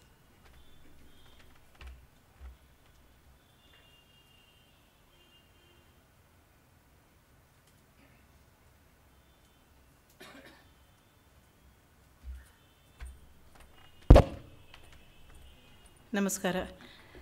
ಮಾತಾಡಬೇಕು ಅಂತ ಬಂದಿರಲಿಲ್ಲ, ಆದ ಕಾರಣ ತುಂಬ ವಿಷಯವನ್ನು ಹೇಳಲಿಕ್ಕೆ ಇಷ್ಟಪಡೋದಿಲ್ಲ. ಆದರೆ ಶ್ರೀರಾಮಸ್ವಾಮಿಯವರಿಗೆ ಅವಕಾಶ ಕೊಟ್ಟಿದ್ದಕ್ಕೆ ತುಂಬ ಧನ್ಯವಾದ. ಏನು ಹೇಳಬೇಕು ಅಂತಿದ್ದೆ ಅಂತಂದರೆ, ನಾನು ಈ ಮಾತುಕತೆ ಶುರುವಾಗಲಿಕ್ಕೆ ಮೊದಲು ನರಸಿಂಹಮೂರ್ತಿಯವ್ರ ಹತ್ರ ಕೂತ್ಕೊಂಡಿದ್ದೆ. ಸಮಾಜ ಅನ್ನುವಂಥದ್ದು ನಾವೆಲ್ಲ ಸೇರಿ ಆದಮೇಲೆ ಪ್ರತಿಯೊಬ್ಬರದ್ದು ನಮ್ಮದೇ ಆದಂಥ ಜವಾಬ್ದಾರಿಗಳಿವೆ. ಸರ್ಕಾರ ಎಲ್ಲವನ್ನು ಮಾಡಿಬಿಡುತ್ತೆ ಅಂತ ಅಂದ್ಕೊಂಡು ಮನೆಯಲ್ಲಿ ನಾವು ನಿದ್ದೆ ಮಾಡಿದ್ರೆ ಕೆಲಸ ಆಗೋದಿಲ್ಲ. ಕಸದ ವಿಚಾರವೂ ಹಾಗೆ ಆಯಿತು. 25-30 ವರ್ಷಕ್ಕಿಂತ ಮೊದಲು ಪ್ಲಾಸ್ಟಿಕ್ ಇಲ್ಲದೇ ಇದ್ದಾಗ ನಾವೇನು ಹಾಕಿದರೂ ಅಲ್ಲಿ ಮಣ್ಣಿತ್ತು, ನೀರಿತ್ತು, ಸಹಜವಾಗಿ ಅದು ಮರುಪೂರಣ ಆಗ್ತಿತ್ತು, ಏನೋ ಆಗ್ತಿತ್ತು. ಆದರೆ ಪ್ಲಾಸ್ಟಿಕ್ ಬಂದ ಮೇಲೆ ನೀವೇ ನೋಡಿದ್ರಿ, ಪ್ಲಾಸ್ಟಿಕ್ಕಿನ ಮೇಲೆ ಕೊಳೆ ಕೂತ್ಕೊಳ್ಳುತ್ತೆ, ಕೊಳೆ ಮೇಲೆಗಡೆ ವೈರಸ್ ಕೂತ್ಕೊಳ್ಳುತ್ತೆ, ಅದ್ರ ಮೇಲೆ ನಾವು ಕೊಟ್ಟಿದ್ದ ಆಹಾರ ಕೂರುತ್ತೆ, ಅದರ ಮೇಲೆ ತರಕಾರಿ ಸಿಪ್ಪೆ ಕೂರುತ್ತೆ, ಅದರ ಮೇಲೆ ಪುನಃ ಪ್ಲಾಸ್ಟಿಕ್ ಕೂತ್ಕೊಳ್ಳುತ್ತೆ. ಸೊ ನಾವು ಭೂಮಿಯ ಒಳಗೆ ಒಂದು ಕರಗಲಾರದಂಥ ಒಳ್ಳೆಯ ಒಂದು ಘನಸ್ಥಿತಿಯನ್ನು ತಂದು ನಿಲ್ಲಿಸ್ಕೊಂಡಿದ್ದೇವೆ. ಅಲ್ಲಿ ನೀರು ಒಳಗೆ ಹೋಗೋದಿಲ್ಲ, ಆಹಾರ ಒಳಗೆ ಹೋಗೋದಿಲ್ಲ, ಗಿಡ ಬೆಳೆಯೋದಿಲ್ಲ. ಸಮಸ್ಯೆ ನೋಡಿ ಹೆದರ್ಕೋಬೇಡಿ, ನಾವೆಲ್ಲ ಯುದ್ಧ ಮಾಡಿದ್ದೇವೆ, ಯುದ್ಧ ಮಾಡ್ತಾನೇ ಇದ್ದೇವೆ. ಯಾವ ಯುದ್ಧ ಮಾಡ್ತಿದ್ದೀವಿ ಅಂತಂದರೆ, ಎಷ್ಟರ ಮಟ್ಟಿಗೆ ಆಗಿದ್ದೀವಿ ಅಂತಂದರೆ, ಈ ವಿಷಕನ್ಯೆ ಇದ್ದ ಹಾಗೆ ನಾವು ಈ ಅನಿಲದಲ್ಲಿ ಒಂದಷ್ಟು ವಿಷ ತಗೊಂಡ್ವಿ, ನೀರಿನಲ್ಲಿ ಒಂದಷ್ಟು ವಿಷ ತಗೊಂಡ್ವಿ, ಆಹಾರದಲ್ಲಿ ಒಂದಷ್ಟು ವಿಷ ತಗೊಂಡ್ವಿ. ಹಾಗೆ ಇದ್ರದ್ದೇನು ಹೊಸ್ತಲ್ಲ, ಒಳಗೆಲ್ಲ ಬೇಕಾದಷ್ಟಿದೆ ನಮಗೆ. ಸೊ ನಾವು ಭಾರಿ ಶಕ್ತಿ ಪಡ್ಕೊಂಡ್ಬಿಟ್ಟಿದ್ದೇವೆ. ಆದರೆ ಈ ಶಕ್ತಿಯನ್ನು ಎಲ್ಲಿ ಪ್ರಯೋಗಿಸಬೇಕು ಅಂತಂದರೆ, ನಾಗರಿಕರಿಗೆ ಪ್ರಜ್ಞೆಯನ್ನು ಬೆಳೆಸುವಂಥ ಒಂದು ಸಣ್ಣ ಪ್ರಯತ್ನ. ಸುಮಾರು ಎನ್ ಜಿ ಒಗಳು ಯಾರೋ ಹೊರಗಿನವರಲ್ಲ, ನಮ್ಮವರೇ 4 ಜನ ಸಾಯಂಕಾಲ ಹೊತ್ತು 2 ಗಂಟೆ ಪ್ರತಿ ಮನೆಗೆ ಹೋಗಿ ಹೇಳ್ಕೊಟ್ಟು ಬರ್ತಾರೆ. ಅವ್ರಿಗೇನು ತಲೆಗೆ ಮರ ಬಿದ್ದಿದೆಯಾ? ನಾವು ಯಾಕೆ ಆ ಕೆಲಸಗಳನ್ನ ಮನೆಯಲ್ಲಿ ಮಾಡ್ತಾಯಿಲ್ಲ? ನಿಮ್ಮ ಆತ್ಮಸಾಕ್ಷಿಯಿಂದ ಕೇಳಿ ನೋಡಿ, ನಮ್ಮ ಮನೆಗಳಲ್ಲಿ ಕಸ ನಿರ್ವಹಣೆ ಹೇಗೆ ಮಾಡ್ತೇವೆ? ಕೆಲಸಗಳು ಬರ್ತಾಳೆ, ಗುಡಿಸ್ತಾಳೆ, ಒಂದು ಕಸದ ಬುಟ್ಟಿಯಲ್ಲಿ ಎಲ್ಲ ಹಾಕಿರ್ತೇವೆ ಆಯಿತಾ, ಒಂದು ಒಳಗೊಂದು ಪ್ಲಾಸ್ಟಿಕ್ ಚೀಲ ಹಾಕಿ 3 ಗಂಟು ಬಿಡಬಾರ್ದು, ಬ್ರಹ್ಮಗಂಟು ಹಾಕಿ ತೊಗೊಂಡೋಗಮ್ಮ ಅಂತೇವೆ. ಅವಳೆಲ್ಲಿ ತೊಗೊಂಡೋಗ್ತಾಳೆ? ರೋಡ್ ಸೈಡಲ್ಲಿ ಖಾಲಿ ಸೈಟ್ ಇದ್ದರೆ ಹಾಕಿ ಬಿಸಾಕಿ ಹೋಗ್ತಾಳೆ. ಅದು ಯಾರದ್ದು? ಸರ್ಕಾರದ್ದು, ನಗರ ಪಾಲಿಕೆಯವರು ಮಾಡಲಿ. ಅವ್ರು ಯಾರು? ನಮ್ಮವರೇ. ಅವ್ರು ಹೇಗೆ ಹೋದ್ರು ಅಲ್ಲಿಗೆ? ಆ ಕೆಲಸ ಕೊಡೋದಕ್ಕೆ ಅವನು ಯಾರ್ಯಾರು ಎಷ್ಟೆಷ್ಟು ಲಂಚ ಕೊಟ್ಟ ಆ ಪೊಸಿಷನ್ ಕೂತಿ ಅನ್ನೋ ದೇವರಿಗೆ ಗೊತ್ತು. ಅವನಿಗೆ ನಮ್ಮ ಜವಾಬ್ದಾರಿ ಇದೆಯಾ? ನಮ್ಮ ಬೀದಿಗೆ ರೋಗ ಬಂದರೆ ನಮಗೇನಾಗತ್ತೆ ಅನ್ನೋದ್ರ ಜವಾಬ್ದಾರಿ ನೀವು ಒಬ್ಬ ನಗರಸಭೆ ಅಧಿಕಾರಿ ಹತ್ರ ಕೇಳಲಿಕ್ಕೆ ಸಾಧ್ಯವಾ? ಅವನಿರೋದು ಅವನ ಸಂಬಳ ತೊಗೊಳೋದಕ್ಕೆ. ಮೊದಲನೇದಾಗಿ ತಿಳ್ಕೊಳ್ಳೋಣ, ಡೆಮಾಕ್ರಸಿ ಅಂದ್ರೇನು? ಡೆಮಾಕ್ರಸಿ ಹಕ್ಕಿನ ಜೊತೆ ಕರ್ತವ್ಯ ಕೊಟ್ಟಿದೆ. ನಾನು ಇದನ್ನು ಪ್ರತಿಯೊಂದನ್ನು ಹೇಳ್ತಾ ಬರುವಂಥದ್ದು ಒಂದೇ ಒಂದು, ದಯವಿಟ್ಟು ನಾವು ನಮ್ಮ ಜವಾಬ್ದಾರಿಗಳನ್ನು ಸರಿಯಾಗಿ ಮಾಡೋಣ. ಕಸವನ್ನು ಸೆಗ್ರಿಗೇಟ್ ಮಾಡೋದು ಒಂದು ಶ್ಲೋಕ ಕಲಿತಷ್ಟು ಕಷ್ಟ ಇಲ್ಲಪ್ಪ. ಎಷ್ಟೊತ್ತಿದೆ ಕಲ್ತ್ಕೊಳ್ಳೋದಕ್ಕೆ? ಯಾವ ಕಸ ಏನು ಅಂತ ವಿಂಗಡಣೆ ಮಾಡೋದಕ್ಕೆ ಎಷ್ಟು ಕೆಲಸ ಇದೆ? ನಿಮ್ಮ ಮನೇಲಿ ಇರೋ ಚಿಕ್ಕ ಮಗುಗೊಂದು ದಂಡ ಕೊಟ್ಬಿಟ್ಟು ಹೇಳಿ, ಅಮ್ಮ ಕಸ ಸೆಗ್ರಿಗೇಟ್ ಮಾಡು. ಆ ತಾಯಿಗೆ ಅವಳು ಹೇಳಲಿ, ಆ ಸಣ್ಣ ಮಗು ಹೇಳಲಿ. ಮನೆಯಲ್ಲಿ ಯಾವುದೇ ಆದಂಥ ಒಂದು ಜ್ಞಾನ ಕೂಡ ಸಣ್ಣ ಮಕ್ಕಳಿಗೆ ಕೊಟ್ಟ ತಕ್ಷಣ ಅವಾಗ ಭಾಳ ಹಿರಿತನ ಬರ್ತದೆ. ಕಸ ಸೆಗ್ರಿಗೇಟ್ ಮಾಡಿದ ತಕ್ಷಣ ಇನ್ನೆರಡು ವಿಚಾರ ಇದೆ. ಒಂದು ವೆಟ್ ವೇಸ್ಟ್ ಅಂತ ತುಂಬ ಧಾರಾಳವಾಗಿ ಹೇಳ್ಕೊಂಡು ಬಂದುಬಿಡ್ತಾರೆ. ಆ ವೆಟ್ ವೇಸ್ಟ್ನಲ್ಲಿ ಆ್ಯನಿಮಲ್ ವೇಸ್ಟ್ ಇರುತ್ತೆ. ನಾನ್ ವೆಜ್ ಅಭ್ಯಾಸ ಇರುವಂಥವ್ರ ಮನೆಗಳಲ್ಲಿ ನಾನ್ ವೆಜ್ ತಿನ್ನೋರಿಗೆ ಗೊತ್ತಿರ್ತದೆ ಇದು. ಆ ವೇಸ್ಟು ಮತ್ತು ತರಕಾರಿಯ ವೇಸ್ಟು ಒಂದೇ ಅಲ್ಲ, ಆಹಾರ ಪದಾರ್ಥದ ಉಳಿಕೆ ಒಂದೇ ಅಲ್ಲ. ಅದೇ ಥರ ಡ್ರೈ ವೇಸ್ಟ್ ಅಂತಂದರೆ ನರಸಿಂಹಮೂರ್ತಿಯವರು ಹೇಳಿದ್ರು ಆಗಲೇ, ಬಲ್ಬು, ಪ್ಲಾಸ್ಟಿಕ್ ಸಾಮಾನು, ಪಿಂಗಾಣಿ ಎಲ್ಲ ಒಂದೇ ಅಲ್ಲ. ಆದರೆ ನಾವು ಇದನ್ನೆಲ್ಲ ಕಲ್ತೇನೋ ರಾಕೆಟ್ ಸೈನ್ಸ್ ಮಾಡಲಿಕ್ಕಾಗಲ್ಲ. ಕಡೆಯ ಪಕ್ಷ ಎರಡೂ ಸೆಗ್ರಿಗೇಷನ್. ನಾನ್ ವೆಜ್ ಯೂಸ್ ಮಾಡುವವರಿದ್ದರೆ ಅದನ್ನು ದಯವಿಟ್ಟು ಸ್ವಲ್ಪ ಹವೆ ಆಡುವ ಹಾಗೆ ಮುಚ್ಚಿಡಬೇಡಿ. ಮುಚ್ಚಿಟ್ಟು ಕಸದ ಬುಟ್ಟಿಲಿಟ್ಟರೆ ತುಂಬ ವಾಸನೆ ಬರುತ್ತೆ. ಹವೆ ಆಡುವ ಹಾಗೆ ಇಟ್ಕೊಂಡು ಮೂರನ್ನು, ತರಕಾರಿ ವೇಸ್ಟ್ ಬೇರೆ, ನಿಮ್ಮ ಮನೇಲಿ ಒಂದು ಪಾಟ್ ಇಡುವ ವ್ಯವಸ್ಥೆ ಇದ್ದರೆ ನೀವು ಮನೆಯಲ್ಲೇ ಮಾಡ್ಕೋಬೋದು. ಈ ಹೊಂಗೆ ಹಿಂಡಿ ಬರ್ತದೆ, ಹೊಂಗೆ ಹಿಂಡಿಯನ್ನು ವಾರಕ್ಕೊಂದು ಸತಿ ಕೊಳಿಸಿ ಅದನ್ನೊಂದು ಚೂರು ಸ್ಪ್ರೇ ಮಾಡ್ತಾಯಿದ್ರೆ ಅದೆಲ್ಲ ಮಣ್ಣಾಗಿ ಪುನಃ ಮಣ್ಣಿಗೆ ಸೇರಿಕೊಳ್ಳುತ್ತೆ. ಅದು ಗೊಬ್ಬರ ಹೋಗುತ್ತೆ, ಏನು ತೊಂದರೆ ಆಗಲ್ಲ.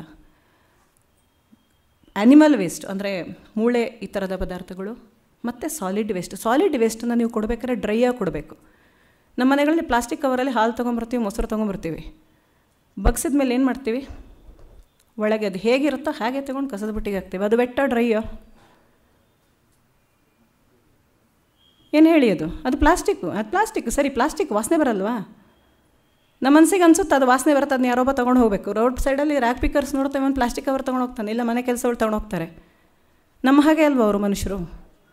ಸೊ ಹಾಗಾಗಿ ಈ ಹಾಲು ಮತ್ತು ಇದನ್ನೆಲ್ಲ ತೆಗೆದಾಗ ಒಳಗೆ ಒಂಚೂರು ನೀರು ಹಾಕಿ ಚಿಮುಕಿಸಿ ತೊಳೆದು ಕಡೆ ಪಕ್ಷ ಗಾಳಿ ಆಡಲಿಕ್ಕಿಟ್ಟು 1 ವಾರ ಆದಮೇಲೆಲ್ಲ ಡ್ರೈ ಆದಮೇಲೆ ಕೊಡಿ. ಈ ಸಣ್ಣ ಪುಟ್ಟ ಕೆಲಸಗಳು ಮನೆ ಮಟ್ಟದಲ್ಲಿ. ನೀವು ಯಾವ ವಾರ್ಡ್ನವ್ರು ಇಲ್ಲಿದ್ದೀರಿ ನನಗೆ ಗೊತ್ತಿಲ್ಲ. ನಿಮ್ಮ ಬೀದಿಗಳಲ್ಲಿ ಕಸ ಗುಡಿಸ್ಲಿಕ್ಕೆ ಜನ ಬರ್ತಾರಾ? ವ್ಯವಸ್ಥಿತವಾಗಿ ಪ್ರತಿ ದಿವಸ ಬರ್ತಾರಾ?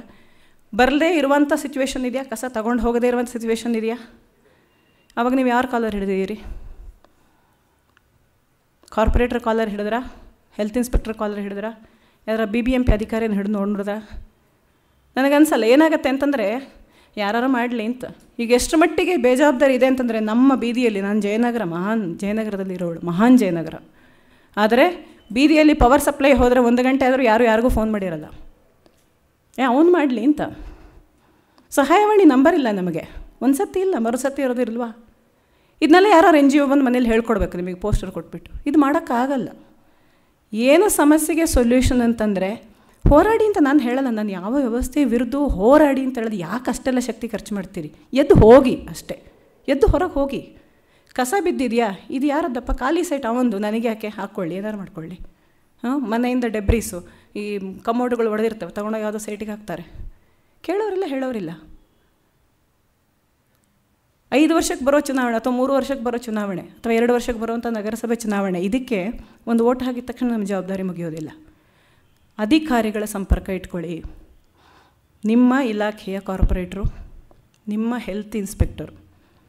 ಈಗ ಘನತ್ಯಾಜ್ಯಕ್ಕೆ ಅಂತ ಹೇಳಿ ಒಂದು ಅಪಾರ್ಟ್ಮೆಂಟಿಗೆ ಅಂತ ಒಬ್ಬರು ಸುಮಾರು ಜನ ಅಧಿಕಾರಿಗಳು ಬಂದಿದ್ದಾರೆ. ತುಂಬ ಜನ ಹುಡ್ಕೋಕೆ ಹೋಗ್ಬೇಡಿ. ಒಬ್ಬರು ಕಾರ್ಪೊರೇಟ್ರ್ ಹತ್ರ ಕೇಳಿ, ಇಲ್ಲಿ ಕಸ ಎತ್ತಕ್ಕೆ ಜನ ಬರಲಿಲ್ಲ, ಗುಡಿಸ್ಲಿಕ್ಕೆ ಜನ ಬರಲಿಲ್ಲ ಅಂದರೆ ಯಾರಿಗಪ್ಪ ಫೋನ್ ಮಾಡಬೇಕು?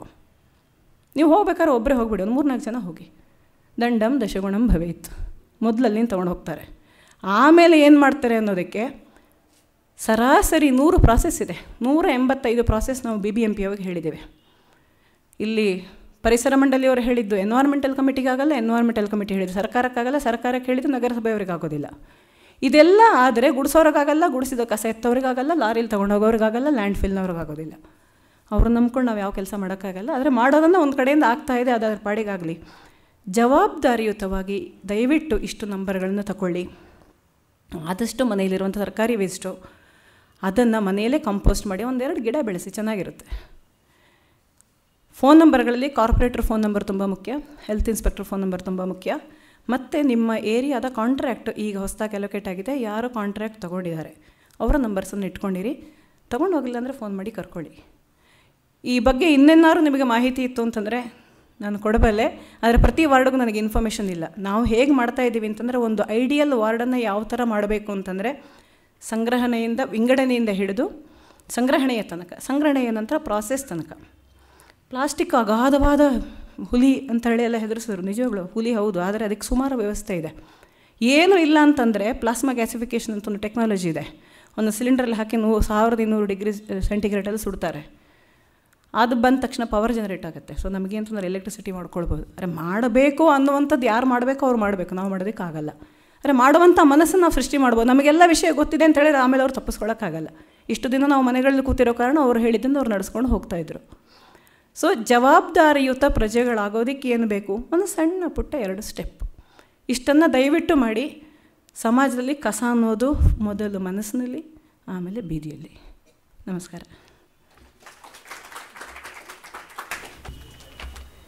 ಸಮಸ್ಯೆ ಇನ್ನೂ ಜೀವಂತವಾಗಿರುತ್ತೆ, ಸಮಯ ಇರುತ್ತೆ, ಆಮೇಲೆ ಕೇಳ್ಕೊಳ್ಳಿ.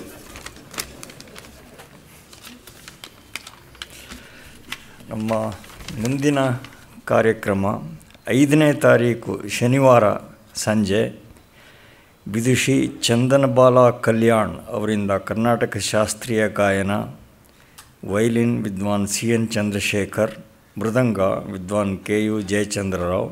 5ನೇ ತಾರೀಕು ಶನಿವಾರ. 6ನೇ ತಾರೀಕು ಭಾನುವಾರ ಸಂಜೆ 5 ಗಂಟೆಗೆ ಶತಾವಧಾನಿ ಡಾಕ್ಟರ್ ರಾ ಗಣೇಶ್ ಅವರಿಂದ ಅಷ್ಟಾವಧಾನ ಇರುತ್ತೆ. ಅದು ಭಾನುವಾರ 6ನೇ ತಾರೀಕು. ಘನತ್ಯಾಜ್ಯ ನಿರ್ವಹಣೆ ಬಗ್ಗೆ, ಅದರ ಬೇರೆ ಬೇರೆ ಮುಖಗಳ ಬಗ್ಗೆ, ಆ ಸಮಸ್ಯೆ ಎಷ್ಟು ವಿಶಾಲವಾದ್ದು ಅನ್ನೋದರ ಬಗ್ಗೆ ಹಲವಾರು ಮಾಹಿತಿಗಳನ್ನು ನರಸಿಂಹಮೂರ್ತಿಯವರು ಕೊಟ್ಟಿದ್ದಾರೆ. ತ್ಯಾಜ್ಯ ವಿಲೇವಾರಿ ಆಯಾ ದಿನವೇ ನಡೆಯಬೇಕಾದ ಕೆಲಸ. ಹೀಗಿರೋದ್ರಿಂದ ಸಂಗ್ರಹ, ವಿಂಗಡಣೆ, ಸಾಗಾಣಿಕೆ ಎಲ್ಲನೂ ವ್ಯವಸ್ಥಿತವಾಗಿ ನಡೀಲೇಬೇಕಾಗತ್ತೆ. ಸುಸಂಘಟಿತವಾದ ಯೋಜನೆ, ತಂತ್ರಜ್ಞಾನದ ಬಳಕೆ, ಪ್ಲಾಸ್ಟಿಕ್ ನಿಷೇಧ, ವಿಲೇವಾರಿಗೋಸ್ಕರ ನಿಗದಿಯಾದ ಪ್ರದೇಶಗಳ ದಕ್ಷ ಬಳಕೆ, ತ್ಯಾಜ್ಯ ವಿಲೇವಾರಿ ಒಂದು ಎಸೆನ್ಷಿಯಲ್ ಸರ್ವಿಸ್ ಅನ್ನುವ ರೀತಿಯ ಅನುಸರಣೆ, ಈ ಬೇರೆ ಬೇರೆ ಅಂಗಗಳು ಪರಸ್ಪರ ಪೂರಕವಾಗಿ ಕೆಲಸ ಮಾಡಿದ್ರೆ ಮಾತ್ರ ಸಮಸ್ಯೆ ಪರಿಹಾರ ಆಗೋದು ಸಾಧ್ಯ. ಫ್ಲೈಓವರ್ಗಳು, ಸುರಂಗಗಳು ಈ ಆಡಂಬರದ ಯೋಜನೆಗಳಿಗಿಂತ ತ್ಯಾಜ್ಯ ನಿರ್ವಹಣೆ, ನೀರಿನ ಒದಗಣೆ, ಕೊಳೆ ನೀರಿನ ಹೊರಹರಿವು ಇವಕ್ಕೆ ಹೆಚ್ಚಿನ ಆದ್ಯತೆ ಸಲ್ಲಬೇಕಾಗತ್ತೆ. ಇನ್ನು ಸಂಪನ್ಮೂಲಗಳ ಕೊರತೆ ಸದಾ ಇರೋದೆ. ಇದೀಗ ನಮ್ಮ ನಗರಸಭೆಯದು ಖಾಲಿ ಕಿಸೆ ಆಗಿದೆ. ಈ ಸನ್ನಿವೇಶದಲ್ಲಿ ಆದ್ಯತೆಗಳ ಪುನರ್ವಿಮರ್ಶೆ ಆಗಬೇಕಾಗಿದೆ. ಈ ಆದ್ಯತೆಗಳನ್ನು ಅನುಸರಿಸಿ ಕಾರ್ಯಾಚರಣೆ ನಡೆದರೆ ಸಮಸ್ಯೆಯ ಪರಿಹಾರದ ಮಾರ್ಗಗಳು ಕಂಡಾವು. ಈ ಬಹಳ ಮಾಹಿತಿಪೂರ್ಣವಾದ ಉಪನ್ಯಾಸ ನೀಡಿದ ಮಿತ್ರರಾದ ಎಂ ನರಸಿಂಹಮೂರ್ತಿಯವರಿಗೆ ಹಾಗೂ ಪೂರಕ ಮಾಹಿತಿಯನ್ನು ಕೊಟ್ಟ ಶಕುಂತಲಾ ಅವರಿಗೆ ವಂದನೆ ಸಲ್ಲಿಸ್ತಾ ಇದ್ದೇನೆ. ನರಸಿಂಹಮೂರ್ತಿಯವ್ರ ದಯವಿಟ್ಟು ವೇದಿಕೆಗೆ ಬರಬೇಕು.